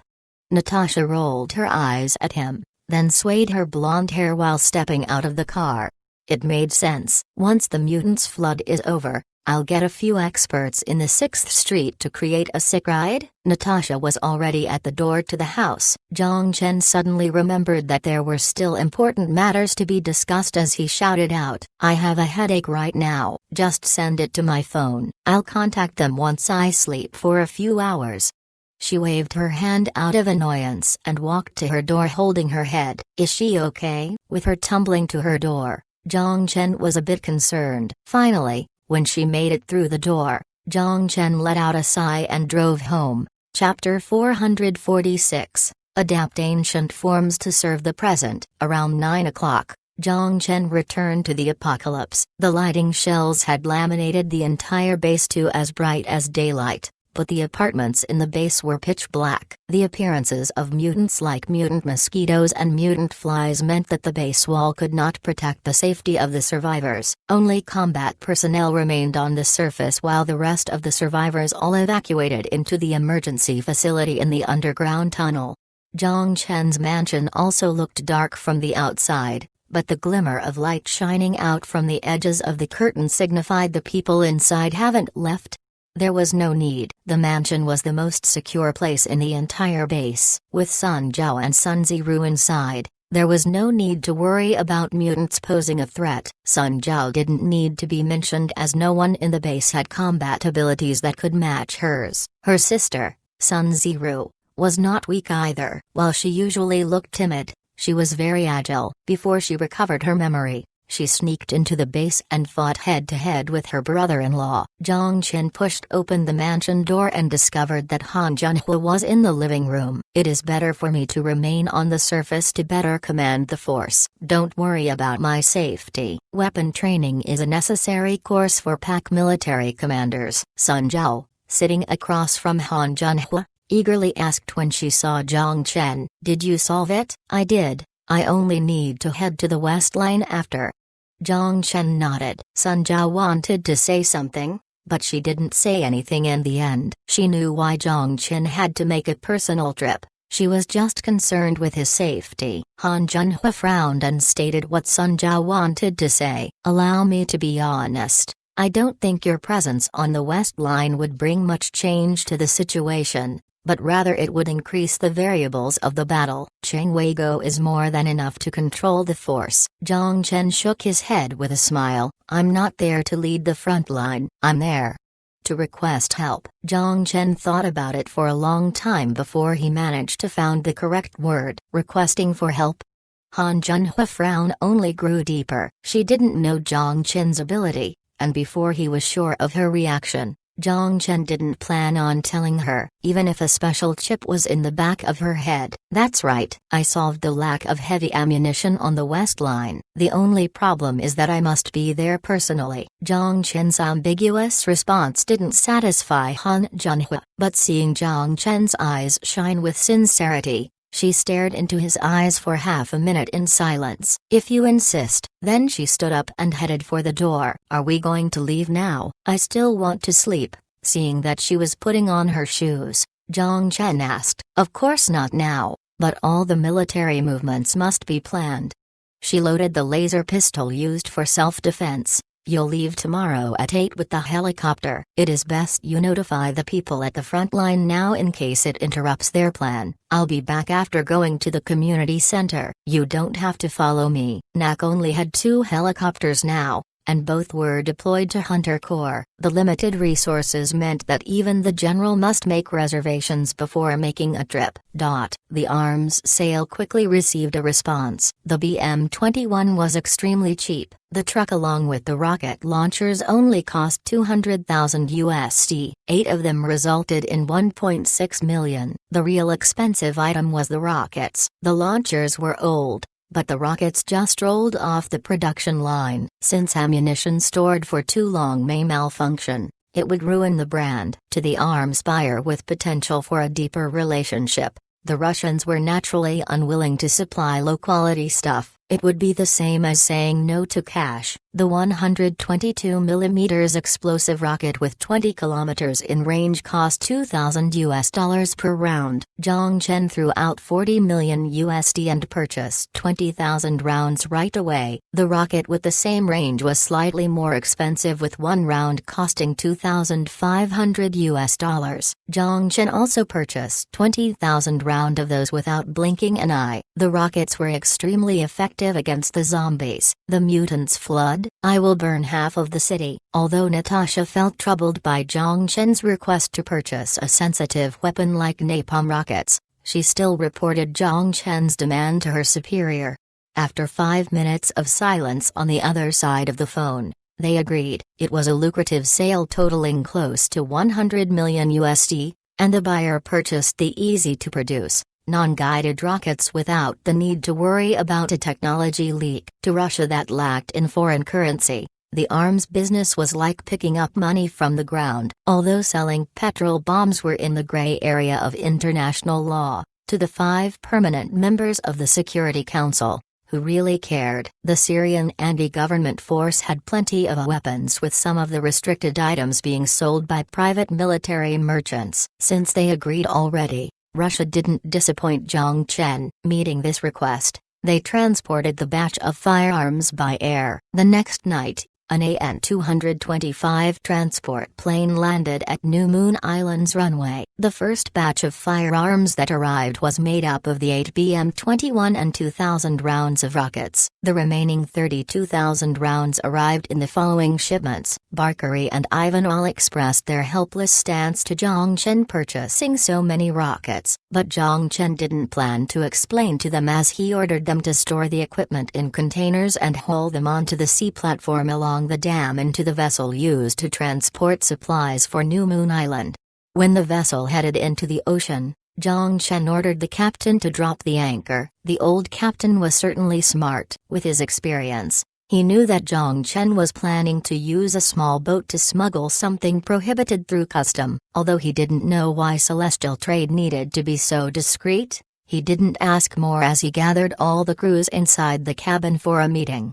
Since they didn't want you to know, it was better to close your eyes yourself. Quickly, in just half an hour, Jong-chen knocked on the conference room door to signal the captain that they could continue their journey. Once the frustrated-looking crew left, Jong-chen dragged the captain to the side and passed him a cigarette. The captain was astounded by the gesture as he smiled with his white teeth fully exposed. "I understand. I don't know anything." Jong-chen nodded pleasingly, took out an envelope, and stuffed it into his pocket. "Other than controlling the boat, don't ask about anything else." Feeling the hefty weight in his pocket, the old captain revealed a bigger smile. Jong-chen patted him on the shoulder before he left. With this, the people responsible for loading the vessel only knew that the arms went on the vessel, but were unaware of its destination. The crews responsible for transportation only knew that the containers went on board, but they didn't know what was inside. After docking in the harbor,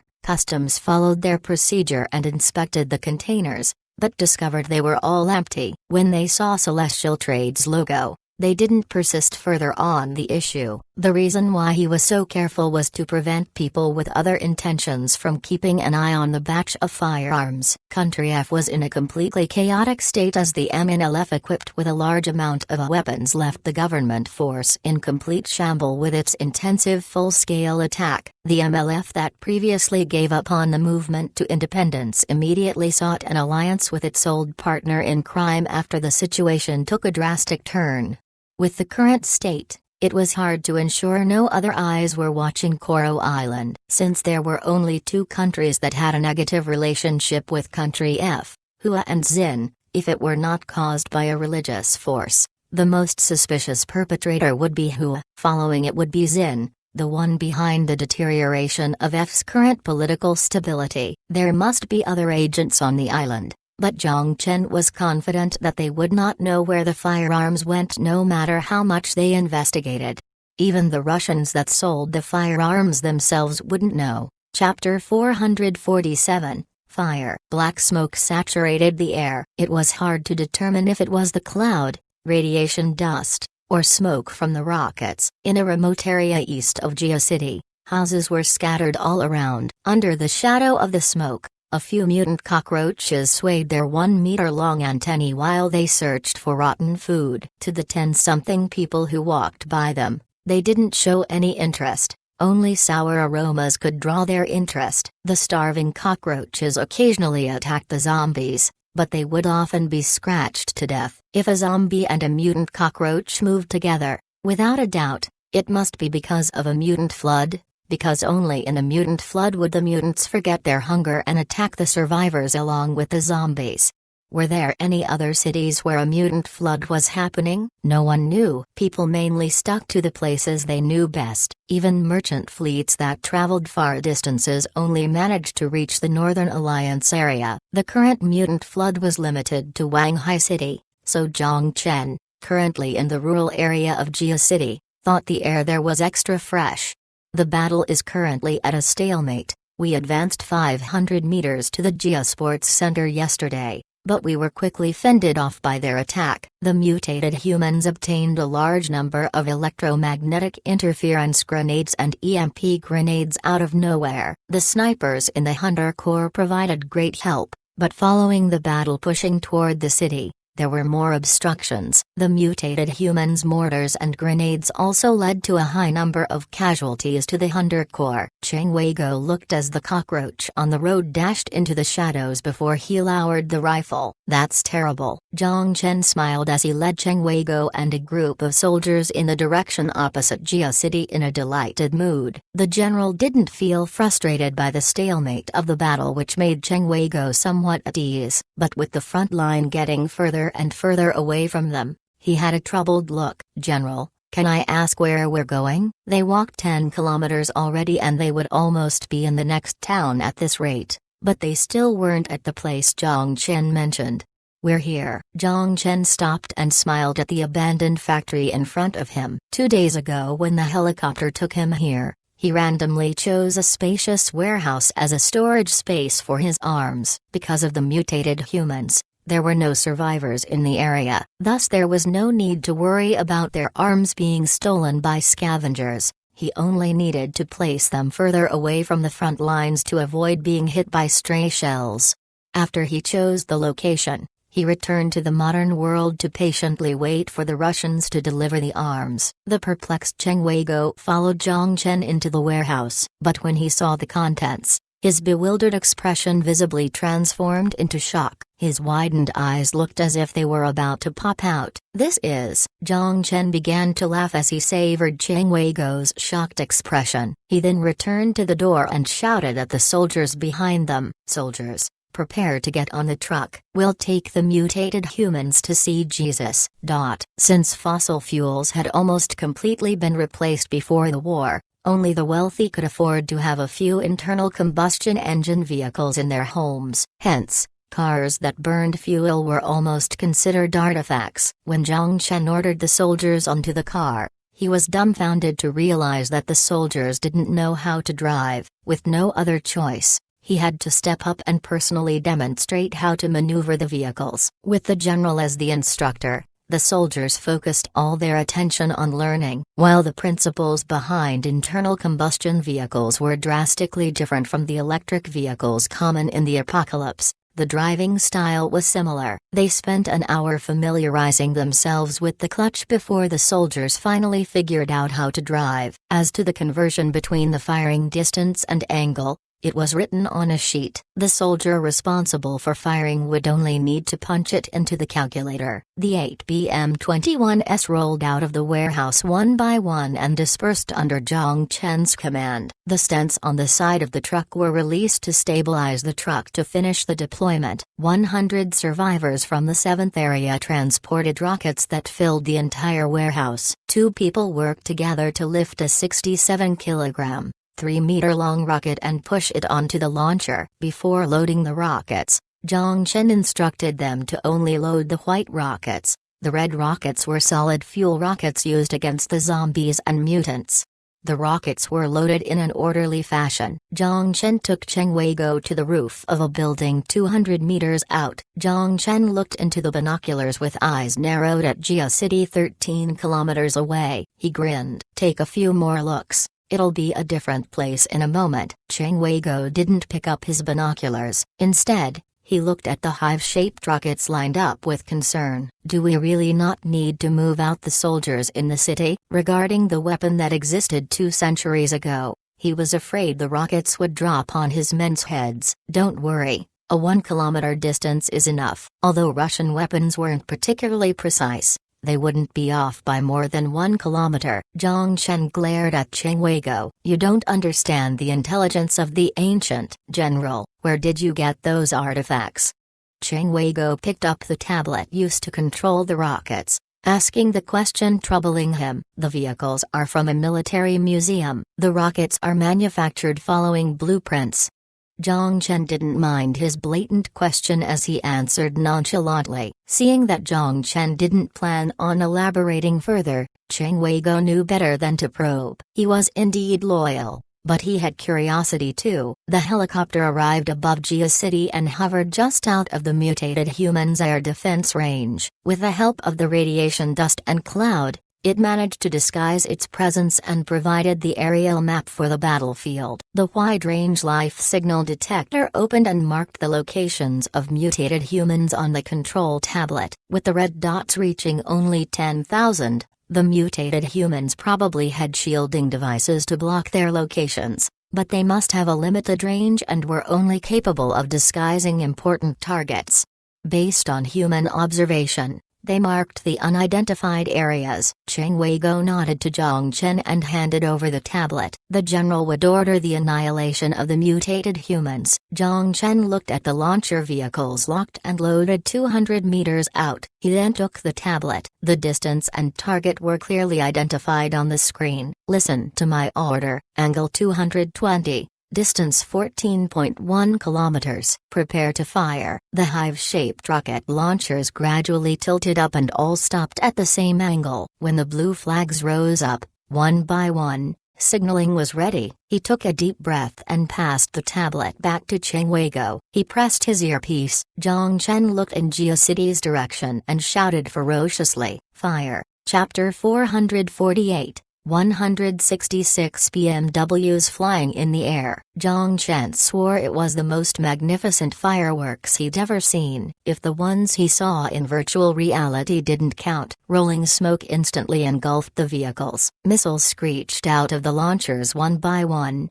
firing into the distance like arrows. Within 20 short seconds, 320 rockets were launched. Jong-chen gazed at the smoke trails fading into the distance and he exclaimed, "Too bad I couldn't see the explosion." Cheng Wei-go handed the tablet back to Jong-chen. He already executed the orders. Oh, also, and this thing. Jong-chen smiled, took over the tablet again, and looked at the screen.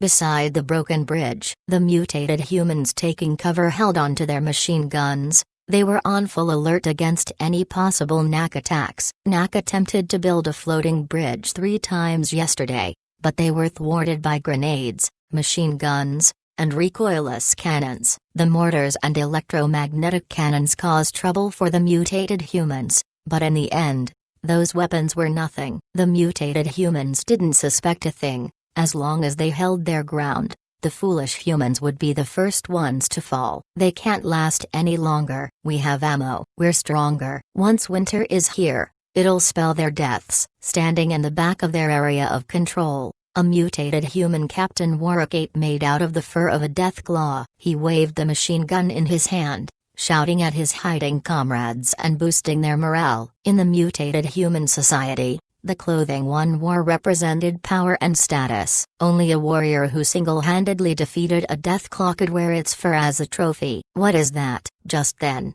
a mutated human kneeling behind an anti-tank cannon roared out, pointing at the black dots in the sky. Those are probably their small toys. Don't worry, we have anti-air machine guns and EMP. The captain mumbled as he pulled up the binoculars dangling in front of his chest. The toys he referred to were NAC's hummingbird drones. Whenever an EMP grenade was launched, The drones fell to the ground like flies struck by electricity. Hence no one was afraid of those small things anymore. Whenever they encountered drones, they would just detonate an EMP grenade. Although the EMP would render the red sight scope on their weapons useless, no one cared. The mutated humans didn't need to aim. The mutated humans only needed to unleash their firepower. His ugly eyebrows were knotted together. The captain readjusted the zoom and set his eyes on the black dots in the distance. Clank. He dropped the binoculars onto the ground. Just as the mutated humans looked at him perplexedly,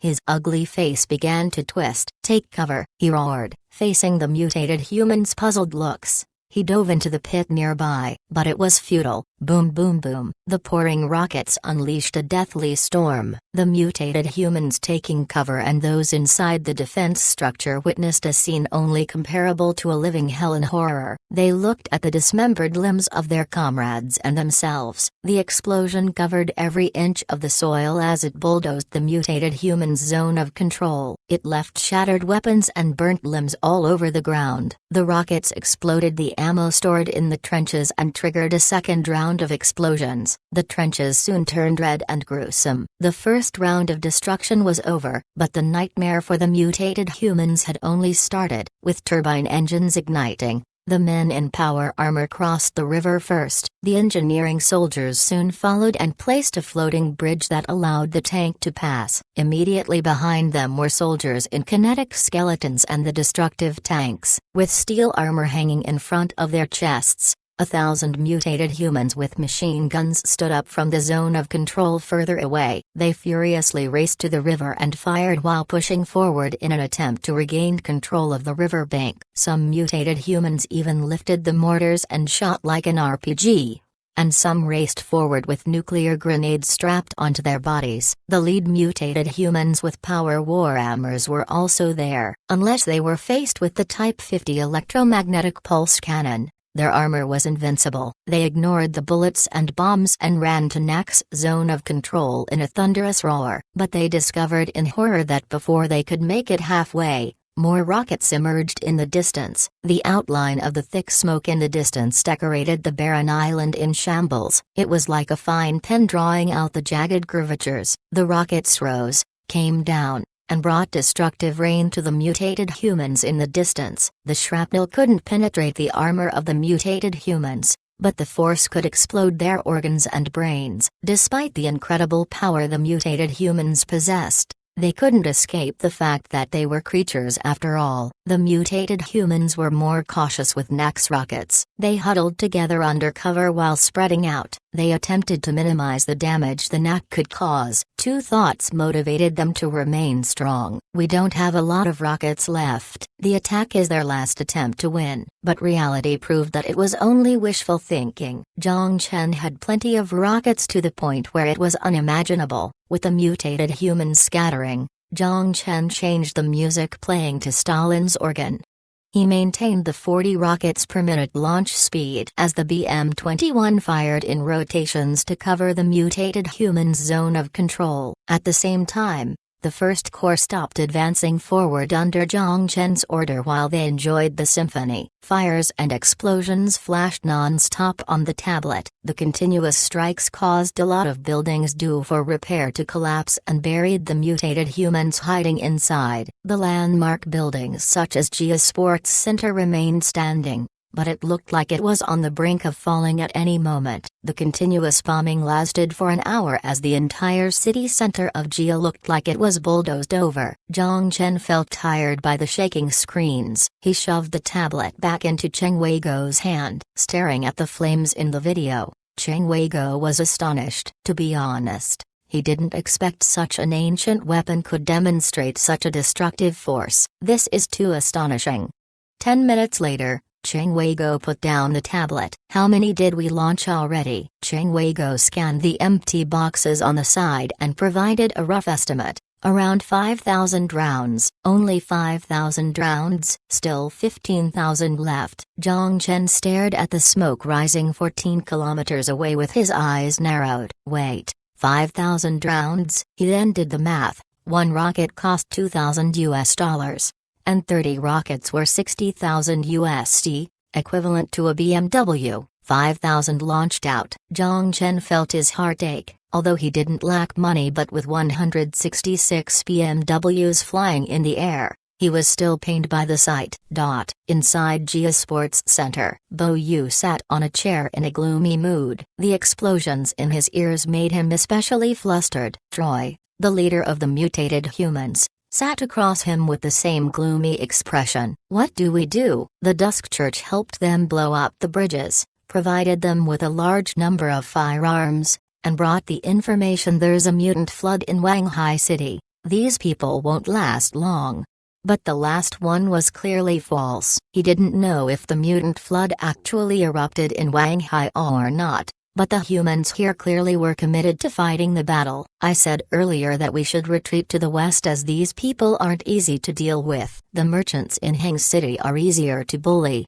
Bo Yu closed his eyes and spoke lightly. The mutated humans won't retreat. We won't compromise to inferior humans. We will rip them apart, stuff them into a meat grinder, and make them into sausages, Troy said deviously. Is that so? The person sitting in front of you who helped you live for so long is a human? Do you really think by the simple fact that you have a head, it would equate to intelligence? Bo Yu scoffed in his mind but didn't say anything out loud. He knew it was not the time for an internal feud, especially since hours ago he predicted that the mutated humans were in favor to win, or he wouldn't be sitting there. The NAC soldiers were on high alert, and the rockets were constantly striking the city. Retreating was no longer an option. It would be death if they retreated now, even without the rockets. Two legs couldn't outrun the tanks. Abandoning their cover would mean that Dusk and the mutated humans were waiting to be slaughtered. No other plans? It wasn't the first time he'd experienced this. When he was surrounded by the military government in the Northern Alliance area,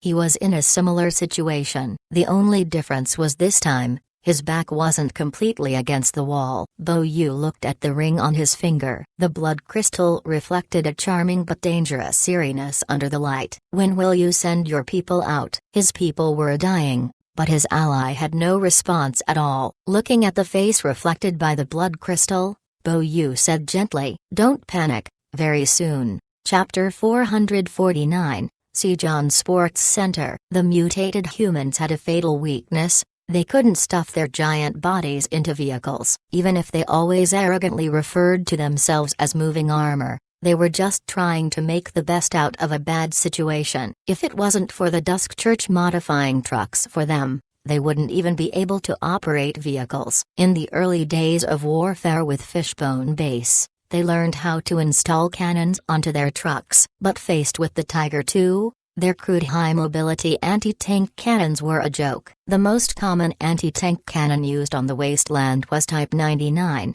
produced by deconstructing the primary cannon used on the Type 99 light tank. The Type 99 shells couldn't penetrate the thick front armor of the Tiger II, however. At most, it could break the belt and destroy the observer hull, but one round of Tiger II's 5 kg bombs could break the cannon along with the truck into pieces.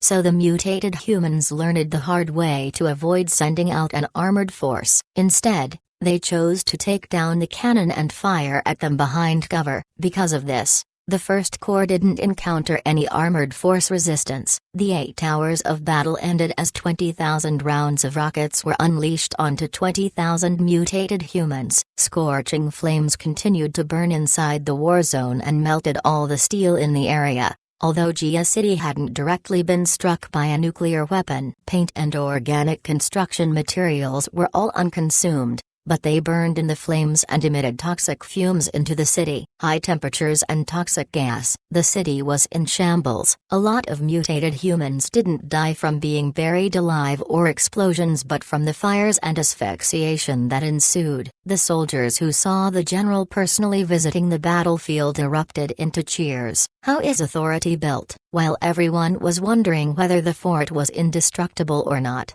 you stood in front of all of us. Because of your presence, the indestructible fort collapsed. You are the hero. All the glory belongs to you. There's no need for words. It's not logic that brings worship but emotion. Jong-chen faced the cheering soldiers as he signaled to them that the war wasn't over yet. He wanted them to stand firm on their positions and wait for the order to change. Jong-chen took a tour at the front lines and met all the soldiers there. He and Chang Wei-go stood in the middle of their area of control while they enjoyed watching the massive fire. This wasn't a war with absolute firepower. It was more appropriate to describe this as a slaughter. "How long do you think the fire will burn for?" Jong-chen asked nonchalantly. "If it doesn't rain, it'll burn until tomorrow," Chang Wei-go said while looking up at the gloomy clouds in the air. "Then get the soldiers to rest. They won't be fighting for a while." Jong-chen made the order, then headed to the command vehicle. "Roger." Chang Wei-go saluted and began to make the order on the tablet. The flames were beginning to lose control. But the situation soon changed at midnight. Maybe the wailing of mutated humans received mercy from the heavens, since a few raindrops began to fall down. With this change, Chang Wei-go immediately woke the well-rested soldiers and prepared to launch the order to attack. Gradually, the rain began to pour down. The grain-sized droplets descended from the sky, smothered the flames, hit the muddy ground, rose from the burning steel and rolled down from the power armor's surface. "Charge!" A thunderous shout came from the radio channel as the first corps battle line began to move forward. The electrostatic sound of the mortars began to screech in the air as 10 lighting bombs rose into the air and lit up the sky near the sports center with their orange flames. The armored force crossed the river and the power armor's steel boots extinguished the fate footprints as they marched forward. The rain washed away the chaos on the ground and cooled off the burning corpses. The soldiers who walked by had to hold their breath. The pungent smell of burnt meat lingered even in the heavy rain. It wasn't only mutated humans who died under the rockets. Thousands of Gia survivors also died as a result. But in the merciless apocalypse, even the previous Defender soldiers rescued from the 7th area didn't drop a single tear for the deceased.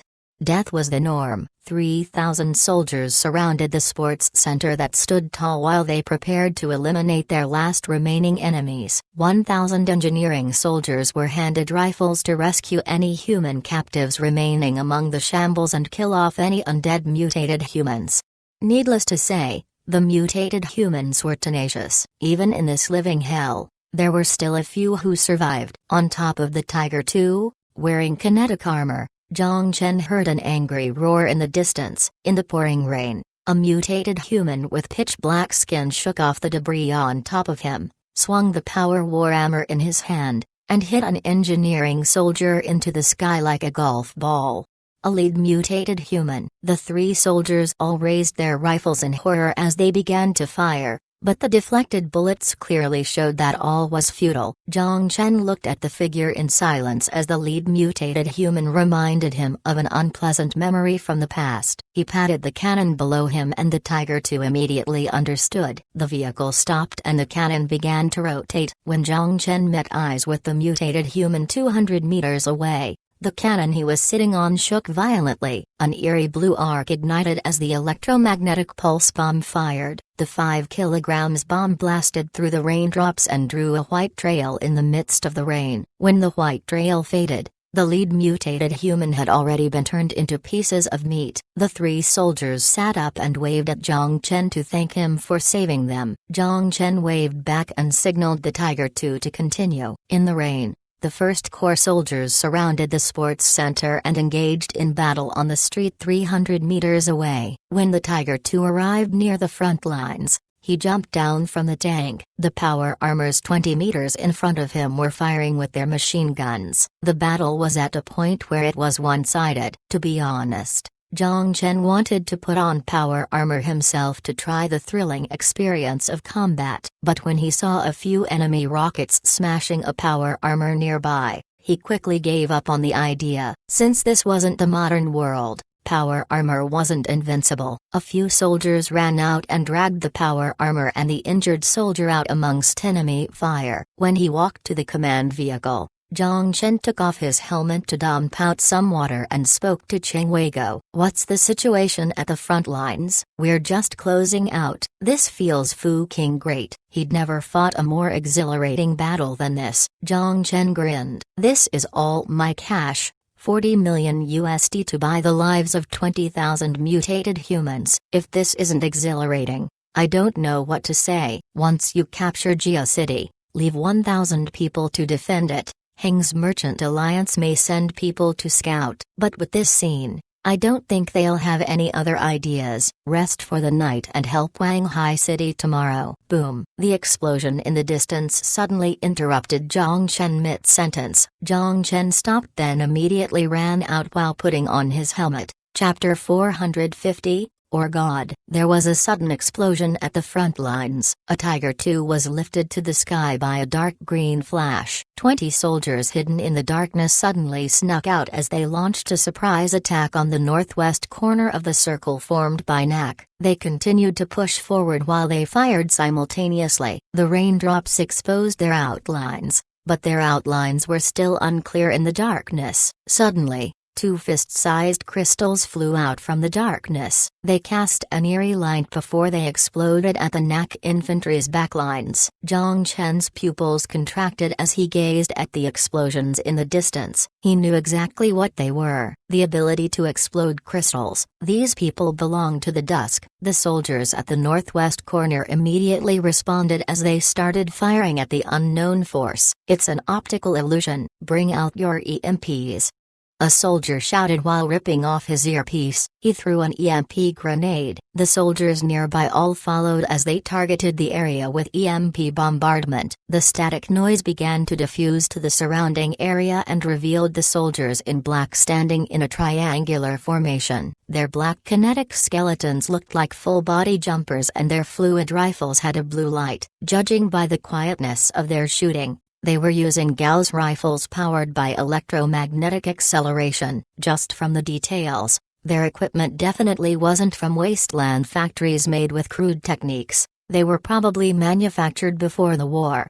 And they were the elites of the Dusk Church, the Apostles. The bullets left waves and ripples on the energy shield. After being exposed, the Apostles didn't panic as they searched for cover and scattered around the destroyed Tiger II while engaging in battle with the First Corps soldiers. The EMP didn't affect their Gauss rifles as their working principle was based on high-power currents accelerating metal projectiles. The effect of EMP on the flow of currents was almost negligible. The penetration power of the Gauss rifle posed a great threat to the soldiers even though the T3 power armor was enough to defend against the projectiles of the Gauss rifle. But it was futile. Faced with the Wanderer tank, everything was futile. While the Apostles pushed forward to the sports center, putting their lives on the line, the sound of an engine humming appeared from behind them. The concrete wall collapsed under the impact. The Wanderer tank previously leading the charge circled behind them. The particle cannon fired and a blue ball of light exploded in the middle of the Apostles' formation. The scattered high-energy particles instantly penetrated through their energy shield. At the same time, the coaxial electrostatic cannon started to unleash its power. The 2 kilograms shells swept through at a rapid speed which caused a series of blasts in the rain. The cannon forced the Apostles to remain in their position before they were shredded. Faced with the Wanderer tank, their advantage of stealth was no longer existent. Their fate was determined. The mutated humans and the Dusk had no more fighting chances. The mutated soldiers at the sports center began to retreat while the NAC soldiers at the periphery of the building rushed in. But then, a green light sparkled and an explosion filled the battlefield again. The explosion was at the front of the sports center gate. The 8 soldiers rushing in were blown a street away. Jong-chen narrowed his eyes to see the clouds of dust drifting apart as a figure walked out. Red dots locked onto that person's body. Without a doubt, if he dared to make any moves, he would become a civ in the next second. What made Jong-chen uncertain was the still, calm look on his face. The rain dampened his clothes, the fur on his collar had been turned into a few muddled strands, and his hands were in his pockets. "I want to see your boss." It was the first thing he said. "Capture him." That was Cheng Weigo's response. 2 soldiers walked up with rifles in hand and pointed straight at his head while marching forward. "Kneel on the ground and put your hands above your head." The person sighed. "Is this how you worship a god?" As the voice died, the scene suddenly took a turn. As if they were being directed by an invisible hand, Two steel beams on the ground rose. Before the two soldiers could realize what happened, they were penetrated by the soaring beams. Even Jong-chen was shocked by the scene. "Kill him!"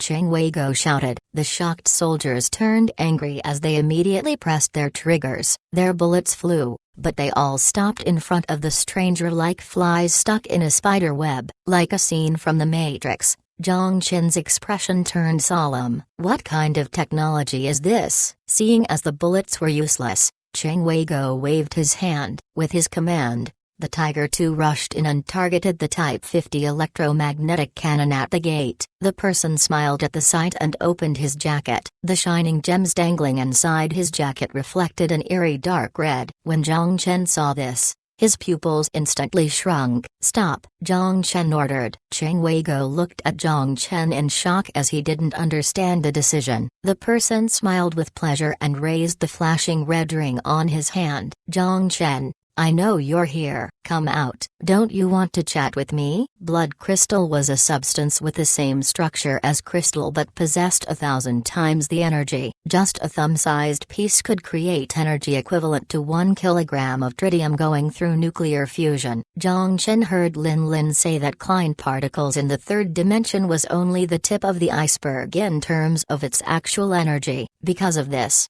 when Sun Ziru tried to assassinate him, just a few small crystals managed to create destructive power similar to a bomb. The ability to explode the crystals worked by releasing all the energy of the Klein particles. Therefore, once he blew up the blood crystal, the energy released would be far greater than the energy released through 1 kilogram of tritium in nuclear fusion. Therefore, for each of the blood crystals in his lap, each of them had power comparable to a hydrogen bomb. Jong-chen counted, including the ring on his finger. He had a total of 121 blood crystals. Cheng Wei-go saw Jong-chen walking forward and immediately grabbed him. "General, you can't." Jong-chen shook his head, signaling Cheng Wei-go not to worry. He insisted on moving forward. Watching Jong-chen walk to him, the person smiled joyfully. "Of course you know your stuff." Cheng Wei-go watched Jong-chen walking to the stranger without any protection. He gulped with uneasiness then signaled the sniper beside him. The sniper understood and raised his sniper rifle cautiously. Jong-chen glanced at the bodies penetrated by the beams then looked at the person. "Introduce yourself." Seeing as Jong-chen wasn't scared at all, the person's smile became brighter and brighter. "Bo Yu. U for space, or you can call me Pope or God."